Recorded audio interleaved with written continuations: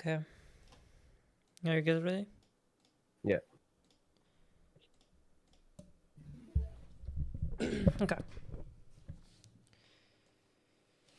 Let's see about the drafts. Yep.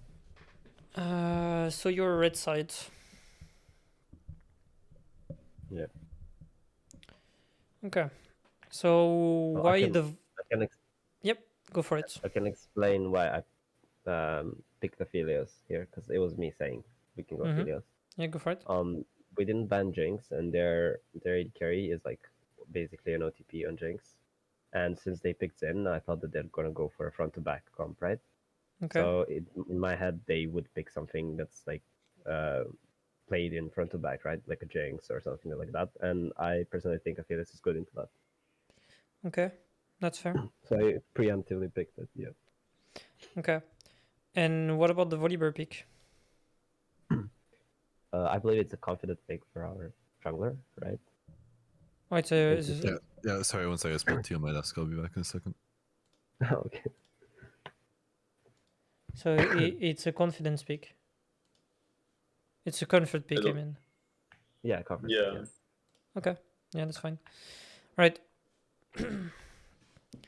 Okay, so not talking about Shen. If you stop here, how does it look like from your perspective? What are they looking to do? They have What? universal ultis. What did you say? They have like universal ultis, like GPR, Ashlar. So probably like pick. Okay. Yeah, they're decent in side lanes. Like GP is pretty good at split pushing. They have a decent team fight. And their team fight is looking to engage, not to receive engages. Right? So they are either split or they are either split, pick, or attack. Okay. So Yeah. like every time, I'm gonna show the small graph that I didn't prepare. So give me a second. It's here. Come back. Welcome back. Right, so I show you again. Okay, so you look at the graph. So we said there are catch, attack, or split. So what you need to do is you play either protect or attack. Okay, so you need to place yourself in between those two while waiting what they are gonna commit into. You need to either play for protect or for attack, and the best is like in between the two, right? Yeah. So you picking Shen is basically saying we are all leaning on protect. Attack. Yeah. From their perspective. So they are either catch, attack, or split. What are they gonna do? Split. Yep, I mean, they are right? either gonna split or rotate into siege, but they definitely cannot play attack or catch because you pick Chen. So you pick Shen way too early, right? So you wanted to pick Shen because of GP, I assume. Yeah, I guess the matchup Yeah. was good in Marielle. Yeah, okay. The issue I have with this is it really locks your comp into a defense position. So like if you look at your two last picks, like it's a protect comp, right? And it doesn't. Yeah. I don't even need to see those picks. Oops, I don't. Ready? Go away. I don't even need to see those picks to know that you're gonna draft the two next picks are gonna be protect because you cannot play something else, right? Yeah. You can't even play dive, so you're forced to play protect. That's why Meteor is such a good pick, right? With this comp. The issue is that if they play something that is very good into split pushing or even siege, you're doomed. So like right now they don't have a very good siege. I mean GP is fine, but Ash is not very good and Zinzao is not good either. So realistically they should be playing split. So if they are playing split, Mel is probably not a good pick. They should probably have gone for other mid laners are showing here. That's good. Like Ari is good. Ari, Akali, Yon, but they like Yon is good AD into Mel. into Azir. No, I even? mean it's for Oh, there, into Zir. for dumping. Yeah, yeah, Oh, yeah. okay. Yeah, but they like AP if you do this, so Yon is probably not good, but I think picking GP here was a mistake. Because yeah, but that's fine. Because like so in a ideal world, let's say that you pick Chen regardless because you wanted to pick Chen, okay? Mm. And instead they picked Ari as a blind pick, okay? Now, no, not Ari. What's a good example? What's a good example? Poppy. Okay. Now, the issue that you have is, well, Poppy could go top, but it could go support as well, right? And it's very good at disengaging, so you cannot play the team fight. So the issue here is they can pick Gwen. They can pick Gwen here and Yone here, and they all in into the split push. And now you can play the game. Does that make sense? Yeah. So that's not as bad because he picked GP, so he's locked to playing an AP champion. But for example, Diana is very, very good right now, okay? Diana is extremely good. And she is very good in silence. And she is very good at split pushing because she takes tower so insanely fast. So if she plays Diana instead of Mel, and as the support, he plays something that... what is good? The support pick doesn't really matter. It's more about if you pick something that really annoys you to play towards your team strength. So your team strength is protect. So he wants either a siege or a disengage or something that has siege, disengage, and can help his team. I don't have a good argument right now. I mean, Ali is fine, right, for that. Yeah, this star is decent. It's not the best, but there is probably a better pick. But regardless, if they play Diana GP, yeah, I don't think Alistar is good, but it's fine. Now they just have to avoid you guys permanently, and you can't play the game. Right? Yeah, then what do you Because think they like should have done? with just this comp into this is Diana, right? What do you pick as support?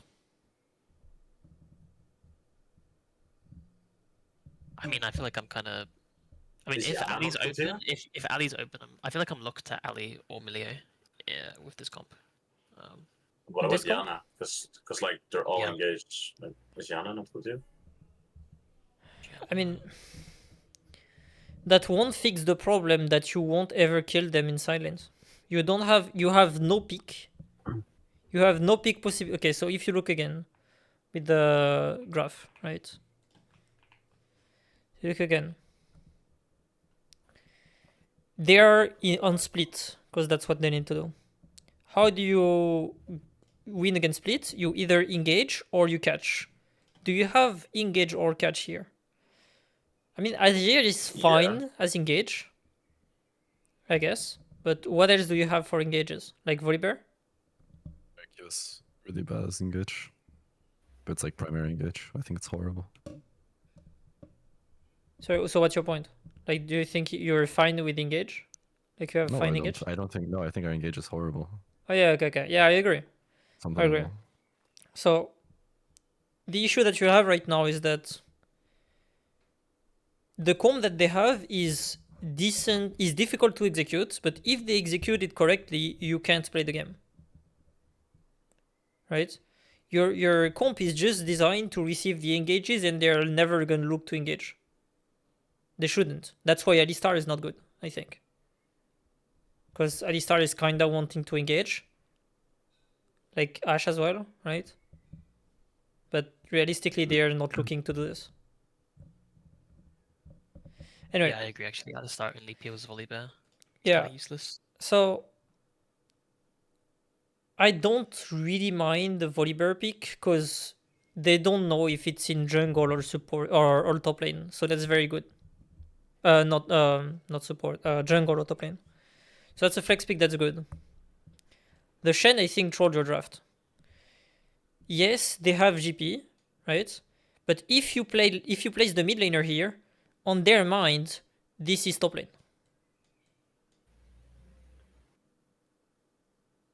Right? Mm. Yeah, I can see that.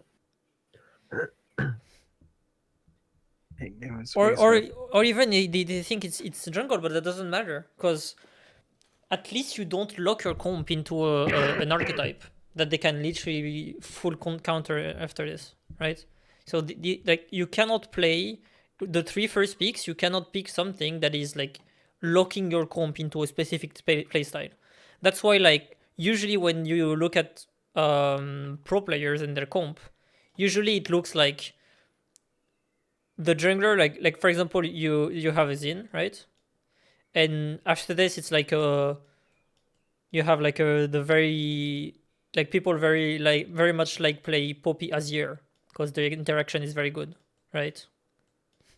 As Poppy Azir, so okay, like you have the mid laner pick, so he's probably gonna play like something like Ari, that is very good against Azir. Ari's good into Azir. Yeah, because you Azir. So Azir is basically a bot that set up ganks. That's all he does. Ari is basically never killable. That's all. Azir, what he also wants to scale, right? And like he just outscales Ari after Nashers. No? Yeah, I mean, I agree that he outscales Ari. I agree, but they can get so many things done before Azir comes into line, right? So yes, with this comp, they are probably gonna play like early game focused, right? But it's not like Ari cannot play into Azir in like mid game, right? Okay. So that's why I think Ari is pretty good. But there is probably better picks. But that's just the first thing that came to my mind, right? And then you want to play something that is that. So Zin Ari, what could be? Let me think. I mean, you pick AD, I Probably guess. yeah, the ADC. So like let's say Varus, because Varus is good into any comp. And then you're picking the ADC or a very good pick. So that could be either you go like something like Maokai, but like that's a bit too much, or you just pick AD. And but if you pick the AD, you're so if you pick AD, basically you cannot play dive comps because you need Kesa if you want to play dive comps, right? But right now you're not playing dive comps, so that's fine. So let's say Zin, Ari, Varus. Like Ari is not very good at. Okay, so I have a better pick for example. Zerath. So Azir is basically unplayable into Zerath. So Zin, Zerath, Varus, they are looking to poke, right? So at this point, you want to be hard engaging. So now, as Poppy Azir, you want to play something that has very good engage. So either Kesa, Sivir. Sivir is very good. Does Sivir have good engage? Like, Yeah, is it gives mobility to other. It's the same thing as Kled. Like it's like the Kled of ADC, Kled of ADC. Kled of ADC? I love that. So at this point, like they should be thinking we need to have some disengage because we're gonna get stomped, and you guys need to think we need to prevent them to get disengaged because we're stomping them. Yeah. So the bans should be like Brom and I don't know, like Jana. yeah, Jana, I don't know, something like this, Like, right? Here, You- Cook, here, Lulu Cook. as well. No? You cannot ban What about- everything, right? But Yeah. What about MF Jarvan? Imagine. MF That's like Ghana. that's like the pick R3, R4. You flex Okay. Poppy top support for last pick. yeah, so You can either go like Seraphine or you like counter pick top. And you just sell Poppy support. okay, so Janna, I think it's not a good ban, but like Nami is good because she pokes a lot and she Yeah. disengage well. So if you ban Braum and Nami, right? So Braum and Nami, usually I will put them here. So Braum, Nami out. So now you want to pick. So either you pick Janna to prevent them to get Janna, and she is good into pokes because she can just like R and puts everyone back up. So she's good into pokes comp, right? Isn't Or like Bard just so good here as well? yeah, because they have no mobility, but I don't want to. So you're right that Bard is good into this comp, but I'm looking to show you a hard engage comp, not a pick comp. Mhm. Okay, that's why I don't want to put Bard in the example. I mean, what about just like Nautilus, no? Okay, so you could, yes, but what you could also do is Poppy go support, and you go Jarvan here. I think that's better. So Jarvan is just like saying, we just engage you and you don't have time to poke us. So that depends on what you want to play, right? But I think Jarvan is better than Janna. Janna is saying, we are looking to match you on your strength, which is like more risky. While Jarvan is just full all-inning on your own strength. Mhm. So that's the idea. And then what they should be trying to play is something that disengages this. So what does disengage this? Nothing, they're fucked. Right? But- Probably Alistar, especially if you have Sivir. It's Alistar normally. I mean, Alistar is not very good with Jarvan. Against Jarvan, right? So I think against it's Sivir, it's pretty good. Yeah, I agree. Against Sivir, it's pretty good. But if you have Kesa, it's not very good. Yeah, like the amount of work they have to put in to kind of disengage with their champions is so much higher than Yeah. how easy it is to engage, right? Yeah, their Yeah. champion is just designed to never get engaged. Right? It's But very so Xin is pretty good at disengaging already. So they are not that doomed. But okay, so what is a good top laner that could receive engages? I always think like there's a Scion, the Orns are like classical receivers, if that makes sense, because they can like weather the storm and then just kind of provide disruptive CC for the dives, if that makes sense. Okay. Yeah, Cyan is fine. I don't really like it because I prefer it as an engage. Yeah. I don't want to spend too much time on it, but I wanted to show you the theory of it. I guess I like Olaf is bad into Jarvan, but usually Olaf probably into Poppy blind, I imagine. Yeah, but Olaf wants to all in, and this comp doesn't want to all in, right? True. So that's why you don't want to play like champions. So like, if you look at the solo queue archetype of an Olaf player, it's like the Olaf goes in, Got it. and then he kills two people, and he's like, I'm smurfing on them. What is my team doing? I got it. It's Set. Set is good. Set is crazy. Yeah, I Set think is You good. opt Yeah, you're Jarvan right. out and you knock him into. It's good into Okay. Poppy as well. Yep. It's got good Set lane. is very good. You're right. I think or Oxante also. I think. Yeah, but Cassante is not very good because. Okay, so I thought about Cassante, but Cassante get kinda destroyed by Poppy, right? And also, like, so Poppy could go top still, right? So you cannot Yeah. play Cassante into Poppy. That's not a thing. Even if he picks Jarvan. So let's say for the sake of the example that he picks Jarvan, right? You cannot play Cassante because he gets destroyed by Poppy. Mhm. And then you just pick a support. And you just pick like Maokai. Right? And then that's like unplayable. So I think Set is a very good pick. And then the last pick is like Varus, Xin. And then you could play like Hui. And put Zeras in support. Whatever just makes. Oh, okay. Yeah. I was gonna Hui say and like Zeras in I was support. gonna say Seraphine makes sense, but Seraphine is good, yeah. That's fine. Seraphine is pretty good. So that's Ray mids. Does Zeref like really struggle So, even in lane when there's a Jarvan on map, or is it only in mid late? Azir is like in the early game, they kinda don't interact. So like Azir should try to just survive, and he's down like 10 CS at 5 minutes. But after Against the Zeref? yeah, That's just completely unplayable. Like, Yeah, Zeref will win but- every stage of the mini. yeah, but before the first item, so before Lost Chapter, it's fine. You can farm, Yeah. but after Lost Chapter, you can approach the lane, Yeah. right? So you probably won't steal the Hui in. If you pick Hui, it's probably gonna be soup anyway, because Xerath is just so insanely strong against Azir. Even though Hui is not bad against Azir, by any means. But anyway, Hui is very good into combs that want to dive you. Seraphine is I think the best pick here. There is probably other things, but you get the idea, right? Yeah.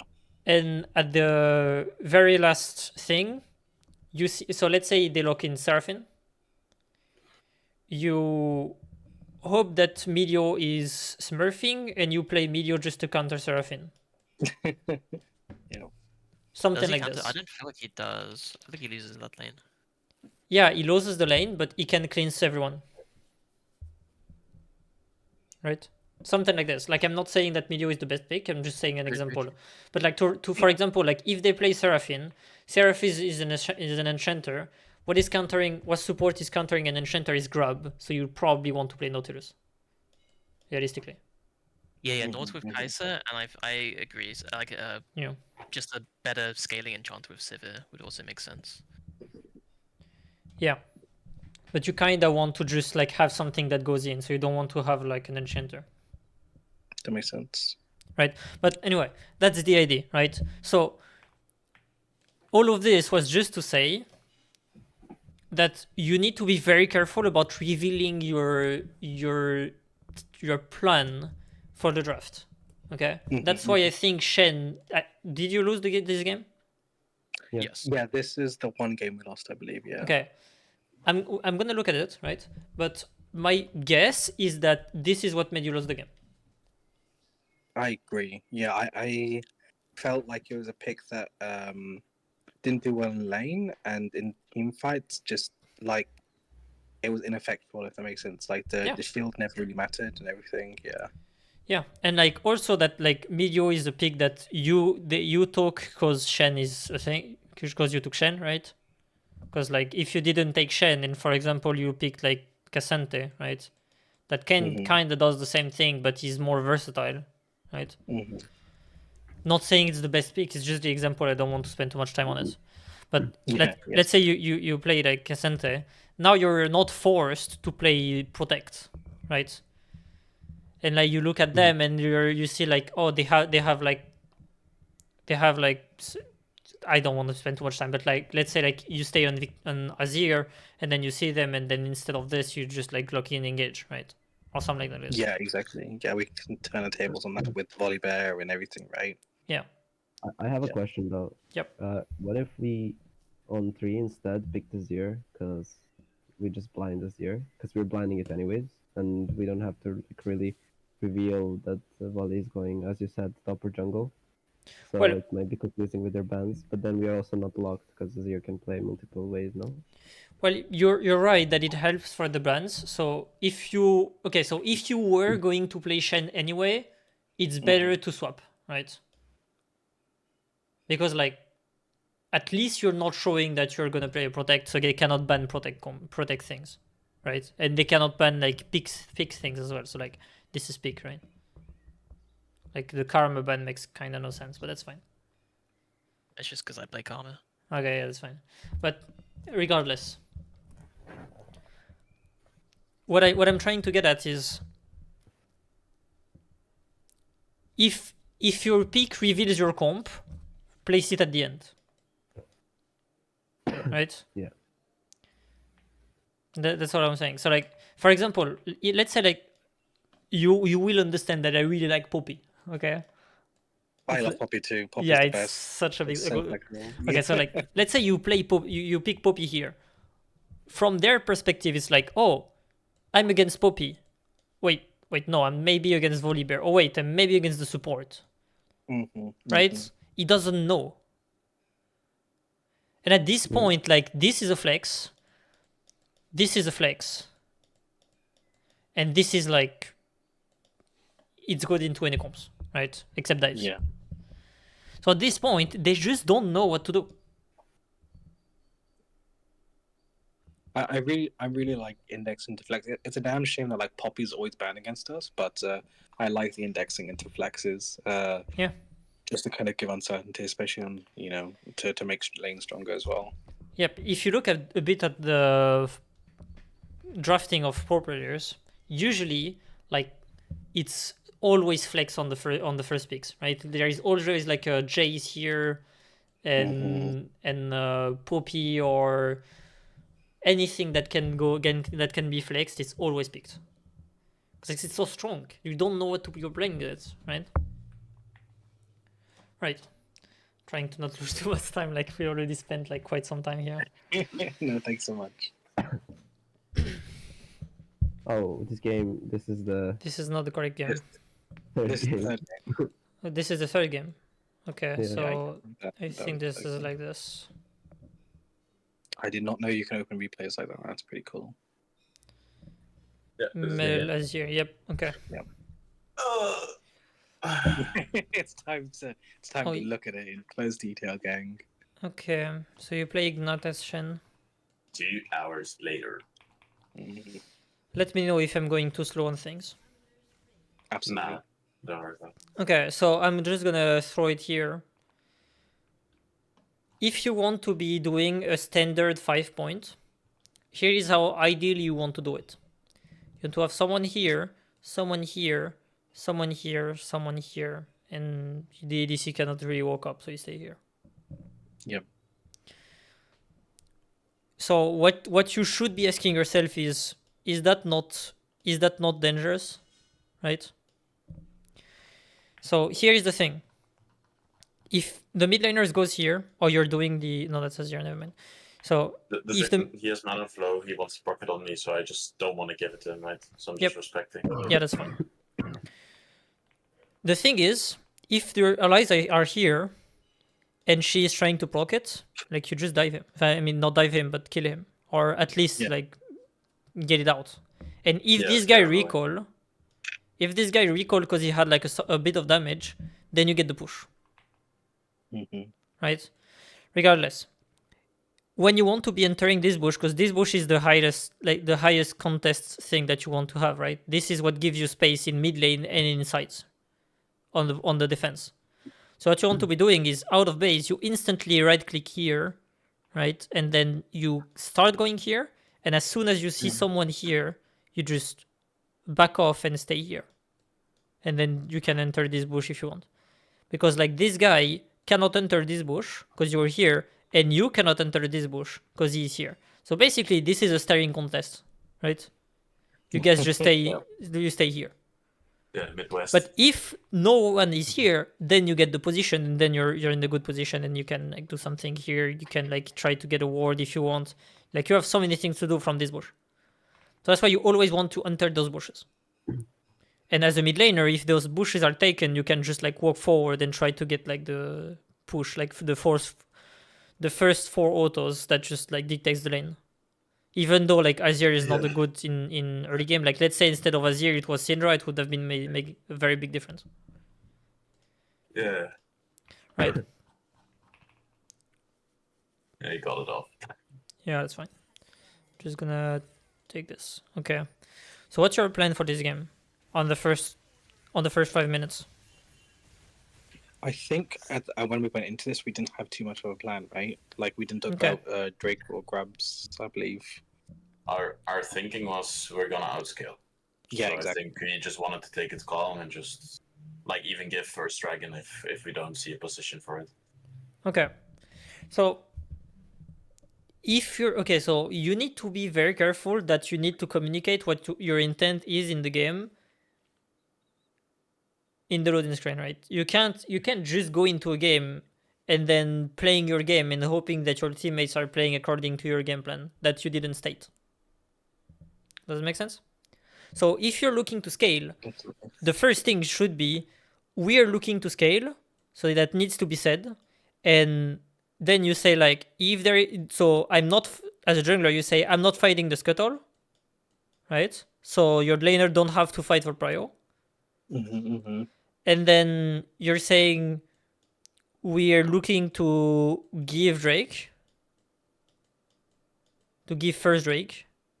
It's so give first Drake, and then maybe fight Grubs, but probably give Grubs as well. Gotcha. Right?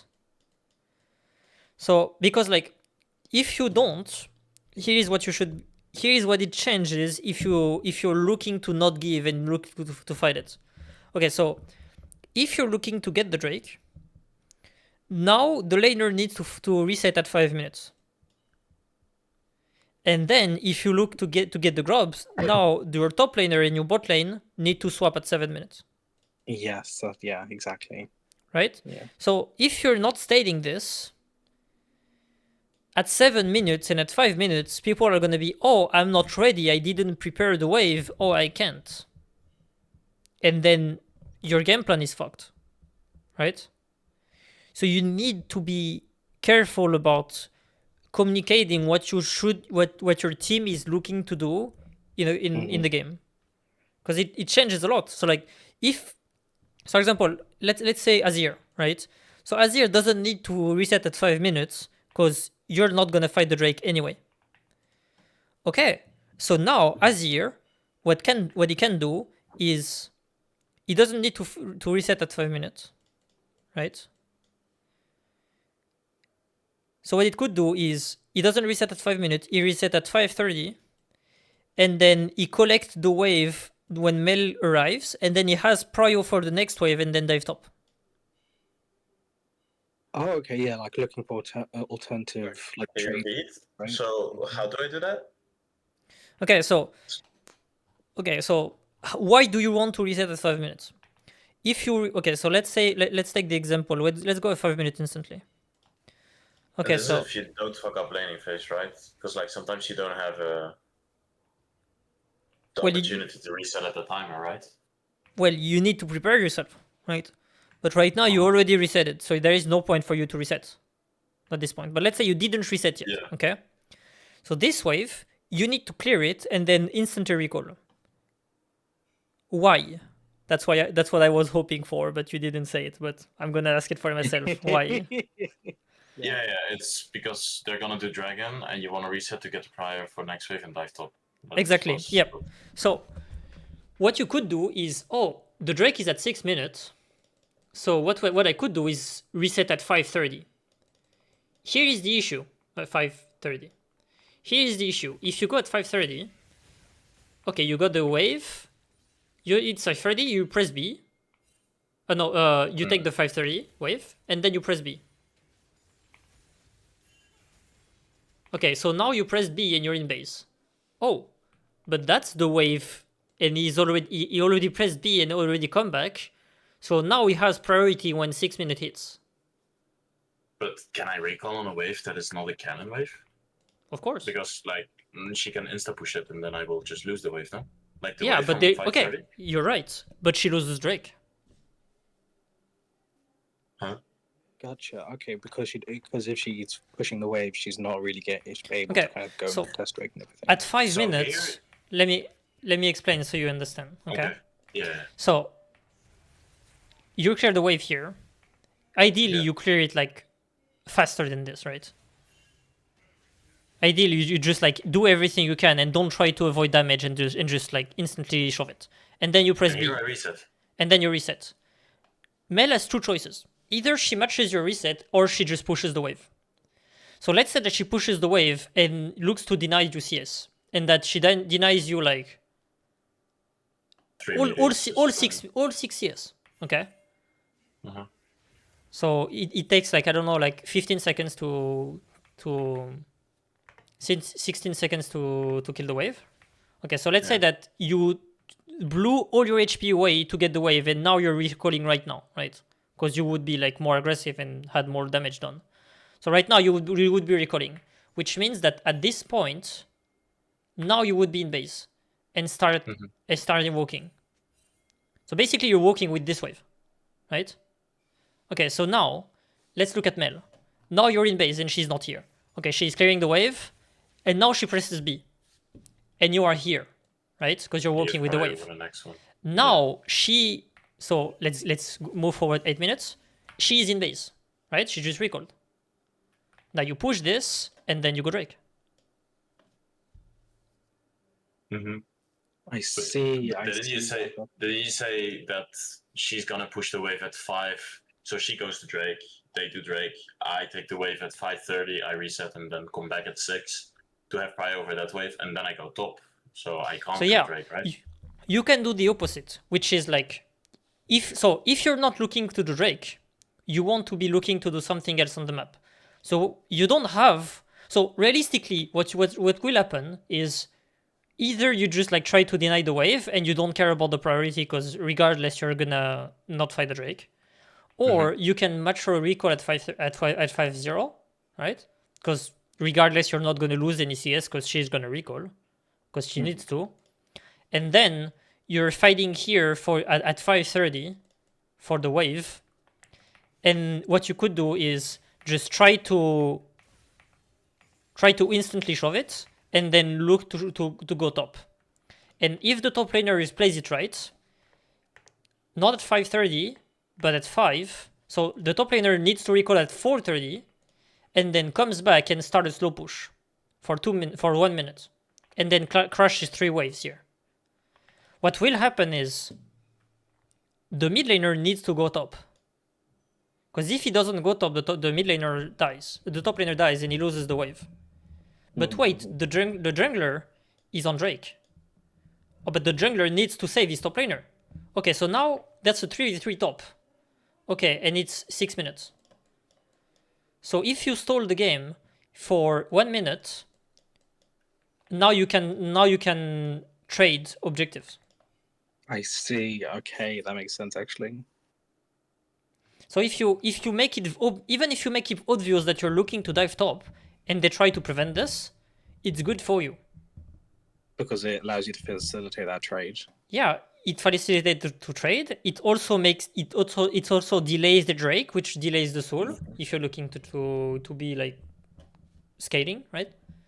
Like if you have like a soul point at 25 minutes, it's not the same that having a soul point at 27 minutes. It's small, but it sometimes makes a difference. Yeah, because Baron rate. Yeah, that makes sense. Anyway. But so sorry, one last question. Yeah. So like in this here, Mel, in my opinion, I don't know how it works, but I feel like Mel wins early game, and then once I get to level 9, I can start winning. But my question is, in order to get the prio at minute 6, like you said, to prep a dive top, do I need to sacrifice then? Because I have no prio in the lane. Like, she can kind of play with the wave the way she wants to, right? Okay. So should I just sacrifice then in that case to get prio for a second? That's a good question. Okay, so here is what I can tell you. Oh, you just recall. Okay, so that was a recall a bit too late, right? That was 4:30. If you waited one wave, it was good. I always recall when I have blasting ones or like that makes sense. Though. That's... Yeah. But right now, she can't kill you. She doesn't have the mana for it, right? So you just wait one wave. But here's what I can tell you. The issue here is that if you just force this wave and then recall, she doesn't need to mature your recall because she's gonna be full life, right? So like you already recall, so there is no point for you to recall at this point. But let's say that you didn't recall and that you planned a bit more, and that means that you have like a bit more mana, right? Because right now you didn't plan for it. You just planned for your blasting wand, which means that you have used all your mana for the blasting wands. Which makes sense, that was your plan, right? Yeah. Now, let's say that you have a bit more mana. can she one-shot you? No, she can't. Then, okay, so it wasn't this wave, it was the next one, because this one is a cannon wave, right? So that's pretty hard. Yeah. But now, It's- if you were this health, can she one-shot you, even if she has full mana?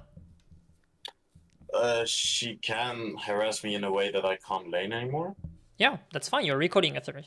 So what you can do is you put your soldier and then blast the middies from safe distance, and then place a third soldier and then put them all three here, and then hit the poke and then kill the wave. That makes sense. You don't need to escape the poke. There is no point in it because you're gonna recall regardless. So you think it's fine to not recall when you have like 1,000 gold on you? Like it's like it would be okay if I would stay for like 2-3 more waves then? Well, here is the issue. If you recall right now, and you have like 1,000 gold on you, and she matched your recall, she has 1,000 gold on her. So you having a base advantage makes no advantage basically, because you have the same gold. Yeah. So there is no point. So she doesn't need to match her recall. The reason why it's good to back at 5 and not 530 is because if she doesn't recall at all, you have an item advantage, and then it's not a question of do we get Drake? You do get Drake because she didn't recall. And it doesn't matter that your champion is weak because she didn't recall. And you have like 800 gold spent. I see. You can leverage that. I mean, I get it, but it's still a bit confusing. But I'm not gonna hold you guys up, so like we can continue, and I'll look to it. Like, So afterwards. from what I understand, it's basically taking like using recall times. You can take like an immediate loss of like one wave, pretty much, but you're able to kind of set up tempo to either force them to make a decision to either match your recall, or stay on the map and get an objective. In which case, you can trade on the other side of the map because you have the tempo and the health, right?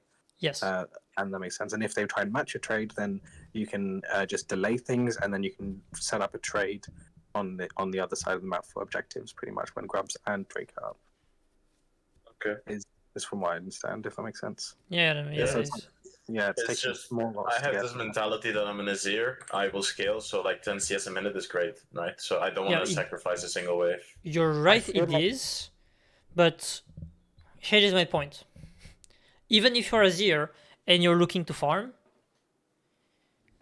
an Azir or even a Yumi, right, that has like 1,000 gold more than your opponent, and this guy has a Doran, and your Yumi has a blasting wand. I mean, I guess Yumi is a bit more over the top, but right, like Azir is like probably one of the weakest mid laner at 5 minutes, right? Mhm. If you have a blasting wand, why did I say Beeland? What is blasting wand? Right? Do you think you're not killing her? Oh, of course I do. No, I mean, Yeah. Yeah, for sure. There is no question. So she has to recall. She cannot lane, and if she goes Drake, she can, like, you're so much more useful than her. You have 800 gold more than her. I mean, she has the 800 gold, but it's just in her pocket and not on her items. Mhm. And you're only losing if it's just one wave. It's only like 100 gold, right, in the long run, which is not much. Another thing is like if she recalls and you go Drake, would you? Okay, so let's say that there is a wave here, and you need to choose between taking the wave or helping a Drake. What do you do? I'll take. Yeah, but why don't you do this for the 5 minute wave? Right, that's the same argument. Do you see what I mean? I mean, what I also could have in that mindset when I'm in game is like the 5 minute wave is the wave that gets me level 6, right? So I might as well want to delay to move to Dragon to get my level 6. No? Well, here is the issue. If you're level 6 but didn't recall, you're doomed. Yeah, of course. That's why I recall at 430 or like when I have my blasting wand and just use my TP. But I need to look into it. Like afterwards, I'll ask you maybe some Well, questions. If you don't mind. usually, no, I don't mind. But usually people are like not really recalling before 5 minutes, right? That's the first recall, right? Mhm. So like, no, it's not LOL Pro, it's LOL Esports. Okay, so let's take a random game, right? Let's take a random game of, I don't know.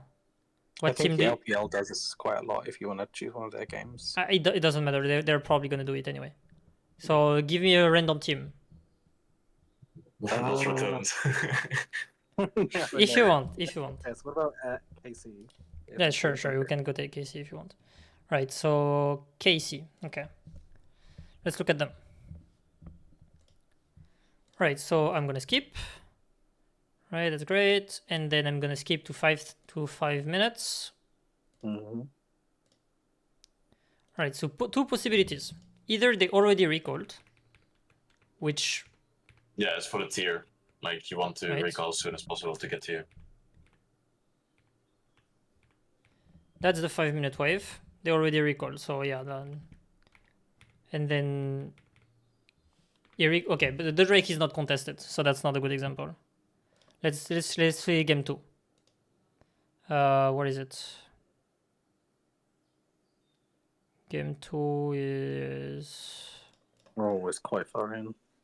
Okay, it's already... So that's an Azir matchup. And see, like, they picked, like, Ari into Azir. Mm-hmm.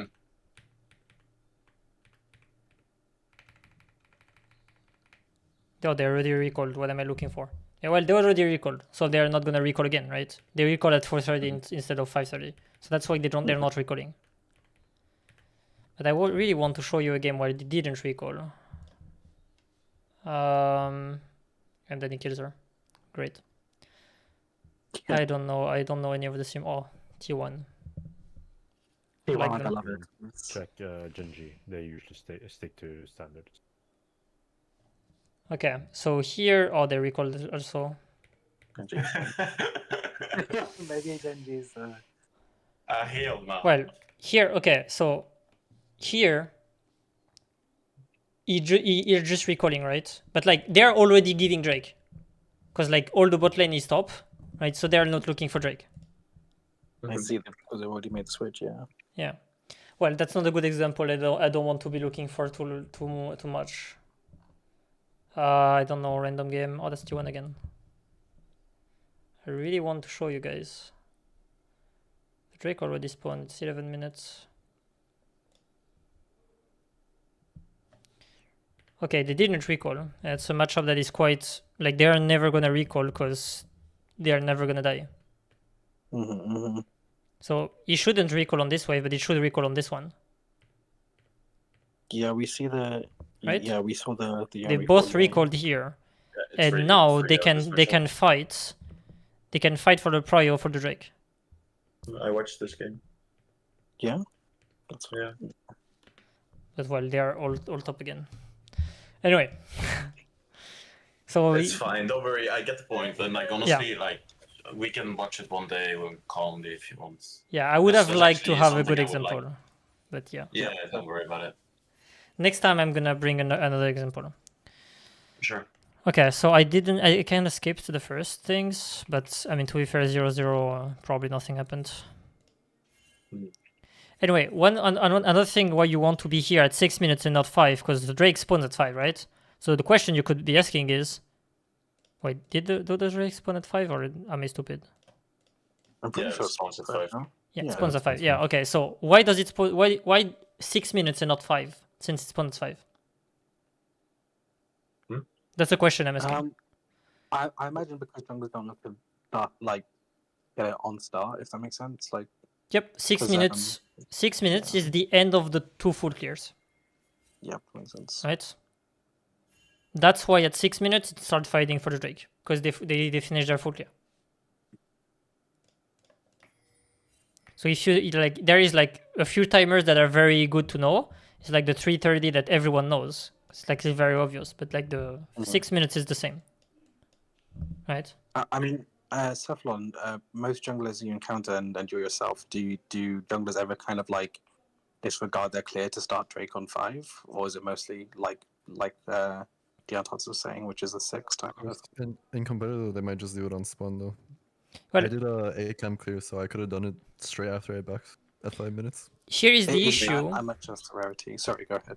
Here's the issue about starting it at 5. You're level 4. You want to You're get level 5. fucked. No, I would have been level 5. I was level 5 on what's called recall. Yes, but On all your Rutgers, you get level camps, 5? all your Yeah, camps yeah, are up. I know. I'm not saying Oh, I'm not okay. saying you should do. I'm just saying you can. Yeah, do yeah. it. It's not, Here is it's the not issue. ridiculous. All your camps are up. So even if you do and get the Drake, you're gonna be so far behind that you're basically giving this. I got you. So it's like a Not really, sacrifice, because there, right? I'm not gonna be too far behind. I mean, That's not you're ideal, gonna but I can you're still- gonna delay your camps for at least 30 to 1 minute. And you're probably gonna do like half your camps and not the other one, so that's like gonna be desynced. It's very, very bad for tempo. Yeah, that makes sense.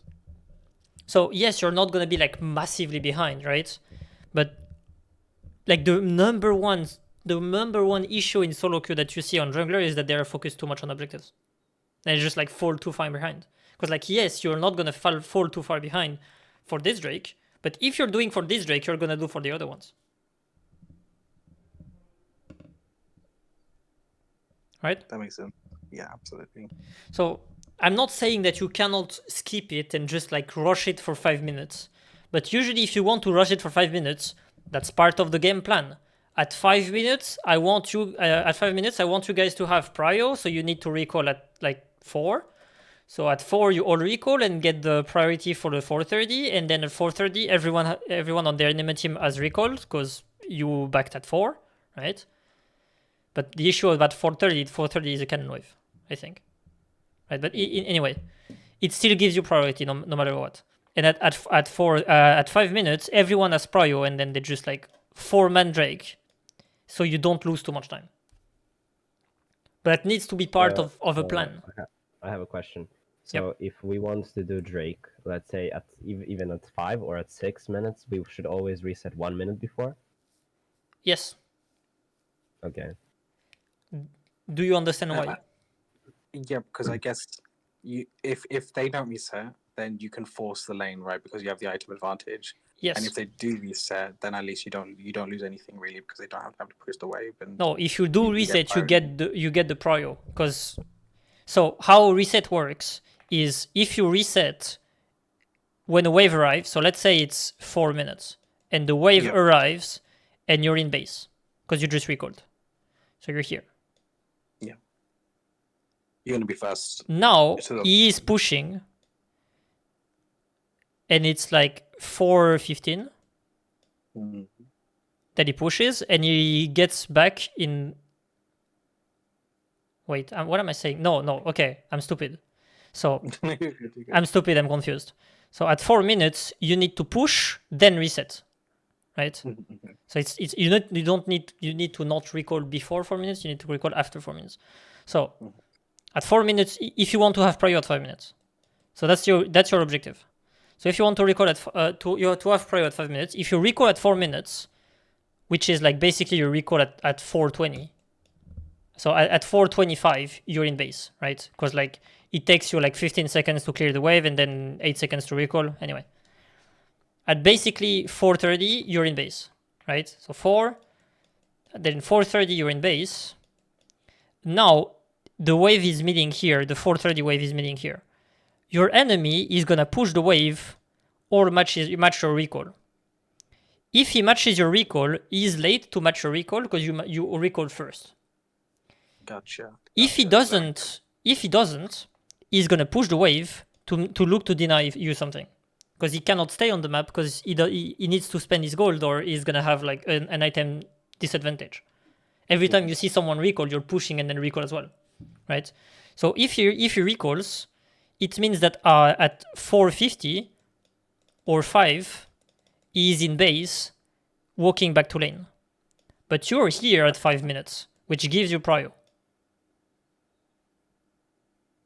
So it's really a nice way to kind of like force them to react, and if they do react in like even the most optimal way, which is pushing and then backing, you do get like a time slip of being able to move around the map yourself. Gotcha. So for example, when you do the swaps, so for this instance, on the swaps it's very obvious. So if you want, I can take a pro game because they do it every game.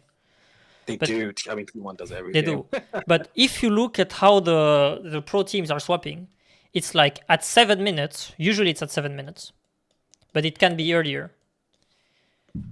one team recalls, what does the other teams does as well? Press B instantly. Because they know that if they push this wave and then rotate, they are not going to have prio for the grubs. Mm-hmm. So they are forced to just press B. And then the top laner need to press B and then TP to catch. So I have a question then. Mhm. So if let's say we want to play Drake on spawn at 5, Yep. that would mean that both mid lane and bot lane should. I reckon it works for both bot lane and mid. What you explained, right? Yeah. So then we both want to look to recall on the 4th minute wave, right? And You clear we the wave at 4 minutes and then you recall. yeah, Yes. yeah, that's what I mean. So we should just try and basically push the wave, and it doesn't matter if we trade our HP for it because we're going to Yes. recall anyways. And afterwards, we will have. I mean, what you said, if they match or we get prio anyways, or we have tempo. Yes. So what is the issue that can happen though? I imagine that sometimes on bot, if we trade too much health trying to push the wave at 4 minutes, what if they just freeze on us? Well, if they freeze you, then you go back with the nighttime advantage and you unfreeze it. You just yeah, that makes sense actually. What you're asking is if they're holding the wave, you're gonna lose minions. Yeah. You're right. You're gonna lose minions. Yeah. But Well, I that's mean, not that's the the goal. cost of making- Yeah, the goal. Okay, so here is the thing. If you're doing this, the recall at five to get the Drake at 5, what you're basically saying is we're too weak to get the Drake at 6, so we are gonna cheese. That's the price for cheesing. That's it. That makes sense. Okay. But another thing is, if you're strong enough to make make them not freeze. So okay, so your example only works if you're losing the lane basically, because you cannot crush it, right? If Yeah. you can't crush it, basically your best bet is just to shove it as fast as you can, blowing everything, and then recalling. If you, as a support and an ADC, if you blow everything on the wave, you clear it in 10 seconds. Maybe 15. Let's say 15. It's closer to 10 seconds. Let's say like 13 seconds. They have to tank it for what, like 17 seconds? It's a long way to tank. That makes sense. Yeah, I see. Yeah. But they still can do it, right? But if they do it, then your question is, when do you ever recall? Because that's not something that is particular for 5 minutes, right? It's like every time you recall, that can happen. I feel like it's good, right? It's good if they freeze the late because they don't back for 70 seconds because they're stuck freezing, right? And Well, they're losing health. In bot lane, that's not really how it works. How it works is the ADC recalls and the support all the wave. Yeah. Oh, okay, I gotcha. And then the support recalls when the ADC catch is back up, is back online, right? Yeah, and I'm if the they top lane, I don't understand bot lane. if they know, so like if the support knows that they recalled, what the support does is it takes the wave, takes it here, and then when the wave arrives here, it goes into the bush, recall, and then the wave meets here, right? Gotcha. Something like this. It's not exact. Like I think it's like this and here, and then like you get like 5 seconds. Mhm. Something like this. Regardless. So this is So this is all that if we want to play Drake, right? Yes. But No, it's if for we any think- objective that you need to have priority. So it Yeah, can so work. It can work at 15 minutes. At 15 minutes, you all know that you need to recall for Drake, because you need to be the strongest for Drake. Yeah. That's the same concept. That's a bit That makes more sense. complicated in mid game, because in mid game, like everyone is everywhere. So basically, what you should be trying to do is just like group as 5 in mid lane. Yeah, that does make a lot more sense actually. Like at least it gives a direction to like the early game, right? And Yeah. instead of just like let's play for Drake, this is like how we play for Drake, right? If we have that as a plan. I would have Gotcha. liked to show you. Is he here? No, he's not here. So last time, so the last scrim I did with my team, we were practicing this, and there is one game where we literally got the three first objectives. They were not even contested because we were doing this. Oh fuck. Because like every single time the objective was spawning, they were behind in tempo because they were catching the wave because we recalled at the correct time. Because like realistically, if you're playing against a team that doesn't know about this, their basic position is, oh, they have recalled, I'm pushing and then recalling, and they don't understand that what's behind it is you having prio next wave.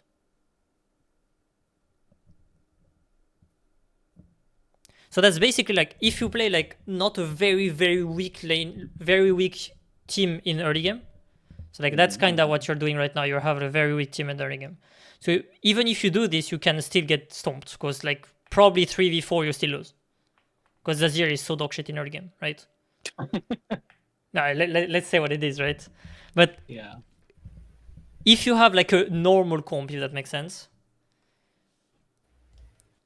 If you do this, like literally every single objective is gonna be yours. If the enemy team is not doing this. Like same thing. Do you see often people swapping? And at this level, we don't, even though we should be, Yep. right? Like. So here's what's gonna happen. At 7 minutes, you crash and then recall. The enemy team is like, oh, I'm crashing and then recalling, and then they recalled and then walk back to base, right? And then at like 6:30, you're here, and they are like, oh shit, we are here. What do we do? Cross map. Right? So like, they are probably going to be cross mapping, but this is the top laner. This is not the ADC. Yeah. So that's not easy to dive. Yeah, absolutely. Right? And if they're looking to cross map and you're trying to dive a top laner, like he can come. Like if you're not contesting at all, the support can rotate as well. While the ADC, like there is a lot of things they can do. Yeah. Right? So the cross mapping is not that easy. It's a possibility, right? But if you're not ready to cross map, then what's gonna happen is, okay, you're gonna cross map on the top laner here. That's fine. We are 4 top. So we get the objective and the cross map the same that you do. Yeah. Gotcha. Yeah. It's also easier to kill in top lane than bot lane. Yeah? What, really? What's the difference? Yeah, there is. What's the difference? I think they just have less armor, less reduction. I'm not sure. Oh yeah, I forgot that's a thing actually. Yeah, I forgot that actually makes sense. Yeah. Yeah, so if you're not prepared, it really fucks you over. Yeah. Happened. We were seeing a lot of lane swaps last, but I don't know if you guys are playing in last split, but I was seeing it so much. I wasn't playing competitively like last split, but yeah, like I guess that makes sense, right? Because like the plate changes and the turret changes would playing this I week. mean, there's a lot of Adakan. I mean, the Adakan changes made it so you had to lane swap pretty often as well. Yeah, that's true actually. 6 grows is insane with Herald. Okay. Yeah, I'm a big fan of swapping, to be honest. I definitely would like to do it more. And I think, I think like one of the biggest improvements you could do is just working on the swaps and working on your communication, your plan. So like, let's say that for some reasons you have a plan to invade S4 at the 9-minute mark. Okay, here. That's your plan. Well, if you ask me, that's a shit plan. But that doesn't matter. Right? Yeah. The reason why it doesn't matter is because if you're doing a shit plan and you execute the plan, well, you just execute the plan, so that's pretty good. Now, you go at 9 minutes here and there is nothing to take, so you're sad. But the next game, you're going to know, oh, wait, at 9 minutes, it's useless to go here. Right? Yeah. But you still, first of all, executed the plan, right? So the execution is here. Execution, right? And the other thing is, now you know that the 9-minute mark is useless to invade. So you can spend your 20 next scrims doing stupid plans and just like maybe, right? For some reasons, at 9:45 here, if for some reasons everyone goes here, you win the game and no one knows about it, and you will be the first one knowing about it because you just tried everything that is stupid to try, right? So Yeah. that's a bit silly what I'm saying, right? But what I'm trying to get at is have a plan, even if it's bad. Yeah. Because if you have a plan and it's bad, you're gonna know about it. But if you don't have a plan and don't do anything, you're just like, oh yeah, we didn't. So like you lose the grubs and you didn't have the plan to get it. It's like, oh, we lost the grubs. Well, unlucky. What do you mean Yeah, unlucky? exactly. If your plan was to get the grubs and you didn't get it, it means that there is something wrong in the plan. If there is no plan and you don't get the grubs, you're like, well, you don't know what's wrong. If the plan was to give the grubs, then your plan should be to cross map something. Yes. But if you're giving the grubs for free, there is an issue. And the issue is probably that you just don't have a plan. Yeah. I feel like when you have a plan, at least you can learn from what works and what doesn't, right? Yes. Like you said. That's exactly why in solo queue, when you're playing in your games, be the leader and into your games, because that's where the learning comes from. I mean, me and Nico talked about that. Limit test, always limit test. Yes. Let's go. If you're always following your teammates around, especially in solo queue, because solo queue is not as organized as team play, right? But for your own journey, if you're just always following your teammates, you won't be learning what works and what doesn't work. If you're doing a Baron call and it's like, I don't know it's gonna work, it's fine, do it. If it doesn't work, you lose the game. If it works, you go say it, oh, why did it work? And you learn. Go. Yes. But you want to be the one initiating stuff and you want to be intentional about things because that's what makes you learn. Facts. Okay? I do like that. I do like the mentality. And losing games is part of the process of learning anyway. True. Okay, so just because we're still on the subject. Now, if you look at it, this is the time that you were supposed to Drake usually, right? Now you didn't do it. Mm-hmm. And now you're going at 7 minutes to do the Drake. If you have 7 minutes you're doing the Drake, then Aphelios should be helping, right? Because if he doesn't help and the enemy bot lane is here, they're killing him. Right? So Aphelios cannot be aggressive right now. Right? Because you're doing Drake. I mean, to be fair, Emilio should be here. And Azir should be here. Right? So you guys are hovering, but not on the Drake. Like, I'm pretty sure Volibear does not need your autos. Right? So you're useless right now, right? But what you're giving the enemy is an opportunity to jump on Aphelios. But if you're here, you're doing the exact same thing, but you're closer to Aphelios in case something happens. Same thing for mid lane. If you're standing here and your laner, the opposite laner is here, if something happened, Drake, you can go. But if you're here, if that's the opposite, right? And something happened, he goes, and you don't. Because now you're trying to go, oh wait, there is a bush, I cannot face check. Mm-hmm. Right? That's also why you have a pink here. Yeah, he does, definitely. Right. And now it's 7 minutes. I started buying pinks like this week. I'm trying to do it. Yeah, that's great. And now so now the Drake is gone for them, right? Now let's say that they push this wave and then recall. What do you do? As Aphelios, what do you do? It's all you, Nico. Oh wait, I was muted. Wait. They just push this wave. I mean, Okay, so let's say that this wave here is we crushing on the don't tower. What do you do? What do you do as Aphelios? am I recalled or no? I mean, realistically, don't tell me you're not gonna catch the wave, because that's wrong. You're an ADC main, I know it. But I just came back from base. No, but you like, so you could just go back to some base. You're helping Drake, and then the Ashe is pushing this. So what's gonna happen is this wave is gonna be here, and then you're gonna go catch the wave, and then Ashe recalls and goes top. You're late, so you cannot go top. So you gave this. I'm fine with that if we did Drake, no?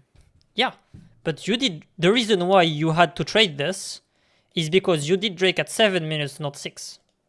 I see. You but- give them but- that possibility. Yeah, but this was so we had a plan to do it on spawn. And Okay, you had a plan I to do mean, it on spawn. That is very usually- good. Yeah. Usually, we would do it after, right? We would reset first on Melio and Aphelios and then go. I feel like, Okay. but we had a plan to do it on spawn. But I think Volibear went for like 2 camps beforehand. I think that made us a bit late to it. Also, I walked to my wave instead of helping immediately, which made us also late to it. Yeah. So we ended up even losing the Drake. So Yeah, once we saw Zin resetting, like we were like hovering bot, and then Zin looks to reset, so we just said we could try rush it. okay, so Not on spawn though. It was like 6 minutes, I think, the timer. if you're looking to do it on spawn, that's fine. But then Volibear needs to pass it topside, because now his jungle camp, the bot side camp, is not is not respawned yet. Right? Do you see? He finishes his second quadrant, his third quadrant at 5 minutes. Yeah. So if you want to do it on spawn, you need to Volibear pass to top lane, and then you do your second first half of clear, and then go Drake. No, yeah, not on spawn. I made a mistake with saying that. It was like, as Miraka said, we saw Zen recall, so we wanted to do it afterwards. I don't think the comms were that we do it on Okay, spawn. I see. It's second full clear. Volley takes like almost all his jungle, but leaves Grump up to cover us to get wave out. Yeah. We get wave out, enemy bot recalls, enemy jungle recalls, and like because we know we're weaker, we say like we could maybe try sneak. Well, here is the issue. It's so long to get the Drake, Yeah. and now, right? Your Volibear has 500 gold on him, and Zin used everything. So if all the team does the same thing as you just did, there will be a fight here. Yes, they lose probably the Drake, but you get wiped. Yeah. It's just not worth it because it's so long to get the Drake in early game. So when you It's a see good someone actually- recall, it's just like you don't have the time. Okay, idea. What if we should have like Volley started Grump up, and I think Volley actually going for Grump actually is good. What if we just swapped on that recall? Because our recall was already really late, right? And as you said. Oh, like, you if mean they on go this for recall? Here, then we're trading. Right now? Yeah, it's like we. And then you what go if we top? looked top, yeah. Top Well, bottom. here is the issue. It's 6:45. Okay. So let's say that you're going top right now, even though you're going bot, right? But let's say you're going top, Yes. right? So this is top lane. You get the wave. The enemy Ashe sees you top, press recall, go here. It takes her 30 seconds to arrive. She is here for the 7:30, and you don't have prio. It's too early. She have time to react. I see. So, like when you do lane swap, there's like a shock effect, right? Where you can be like, they have responded to your recall, and you can leverage tempo in that like 30 seconds to a minute, right? Yes, When the initially- reason why you reset on the 1 minute before is because they don't have time to react. Like it gives you, so on this recall here, it gives you prio on the 7:30, right? This is the Would wave it that you work have prio though? for. Wouldn't What it is it? work though? Like if our goal is to just trade one, because Drake is still up. Like normally I mean, Drake is down by this point, yes. but Drake is still up. So if they then instant recall, then Okay. we can just like move down to Drake and we can trade. They get to pick what they get. Why would you swap It's fine. if you're looking to trade? It just feels hard to get. It just feels hard to trade otherwise, in my opinion. Well, if right now you cancel Drake, like for example, let's say that Drake is going to be cancelled right now, and everyone goes top, so as 4 you go top in Affilio stay bot. You get the grubs regardless what happens. The issue is that you're gonna probably get dove. So your argument could be, yes, I want to swap because I don't want to be dove, and I would be, sure, that's a good argument. Even though like right now you have a Shen, right? But if you didn't have a Shen, it's a good argument that you want to be topside to not get dove on the cross map. I would be fine with this argument. But otherwise, if you're looking to trade, there is no fighting. There is nothing because you're trading. Okay. Yeah. I'm just gonna take a 2 minutes break. Yeah, a quick little water break for everyone, I think, is a good shout.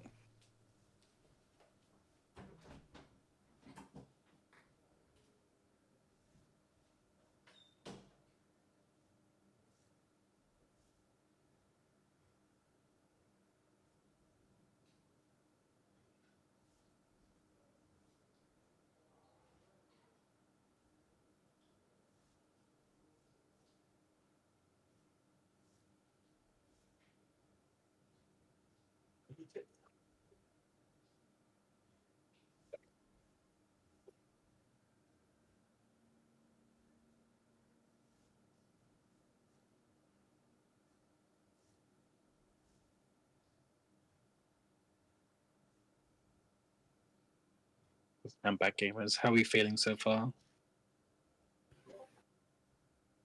Everything good. Yeah?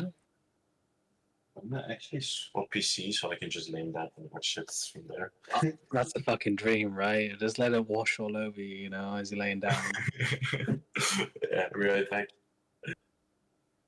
I'm here like making notes frantically in the background.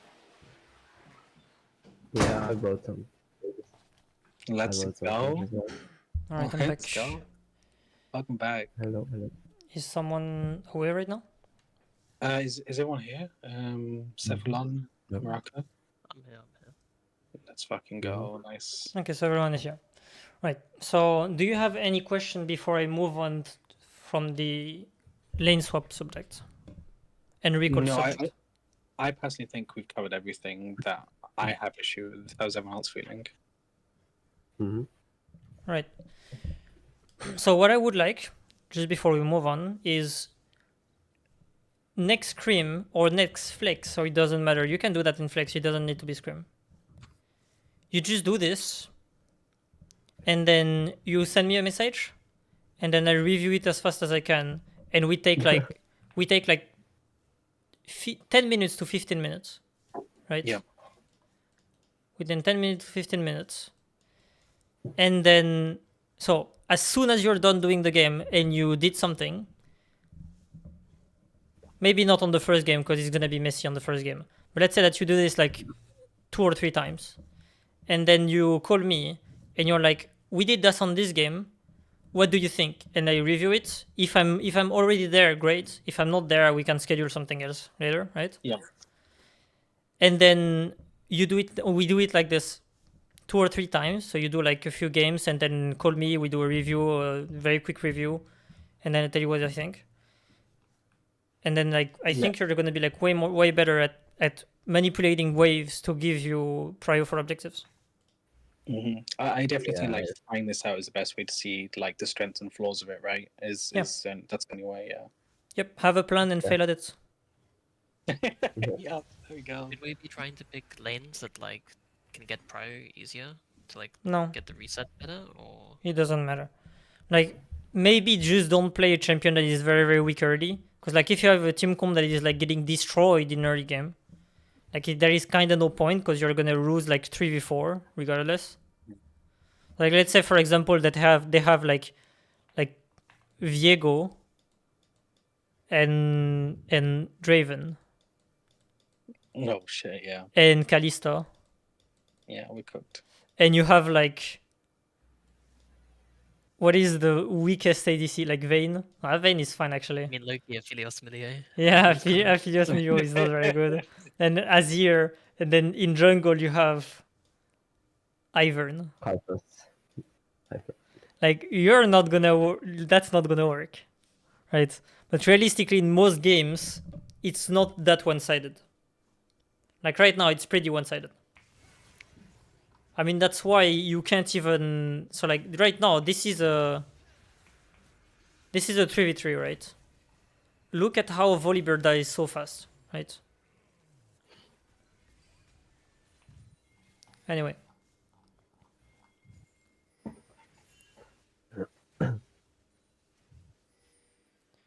Right now, you see he's on grub, so now that should be the time that you're looking to trade. So maybe as Volibear you go invade, right? So you go invade and then clear this, but then he's gonna invade, so that's pretty bad. I don't know what you feel could be like- doing, right? But I feel like because we haven't set anything up, they just get that for free, if that makes sense. Because we haven't put anything, into motion beforehand, so they'll always Yes. be able to just reactively match.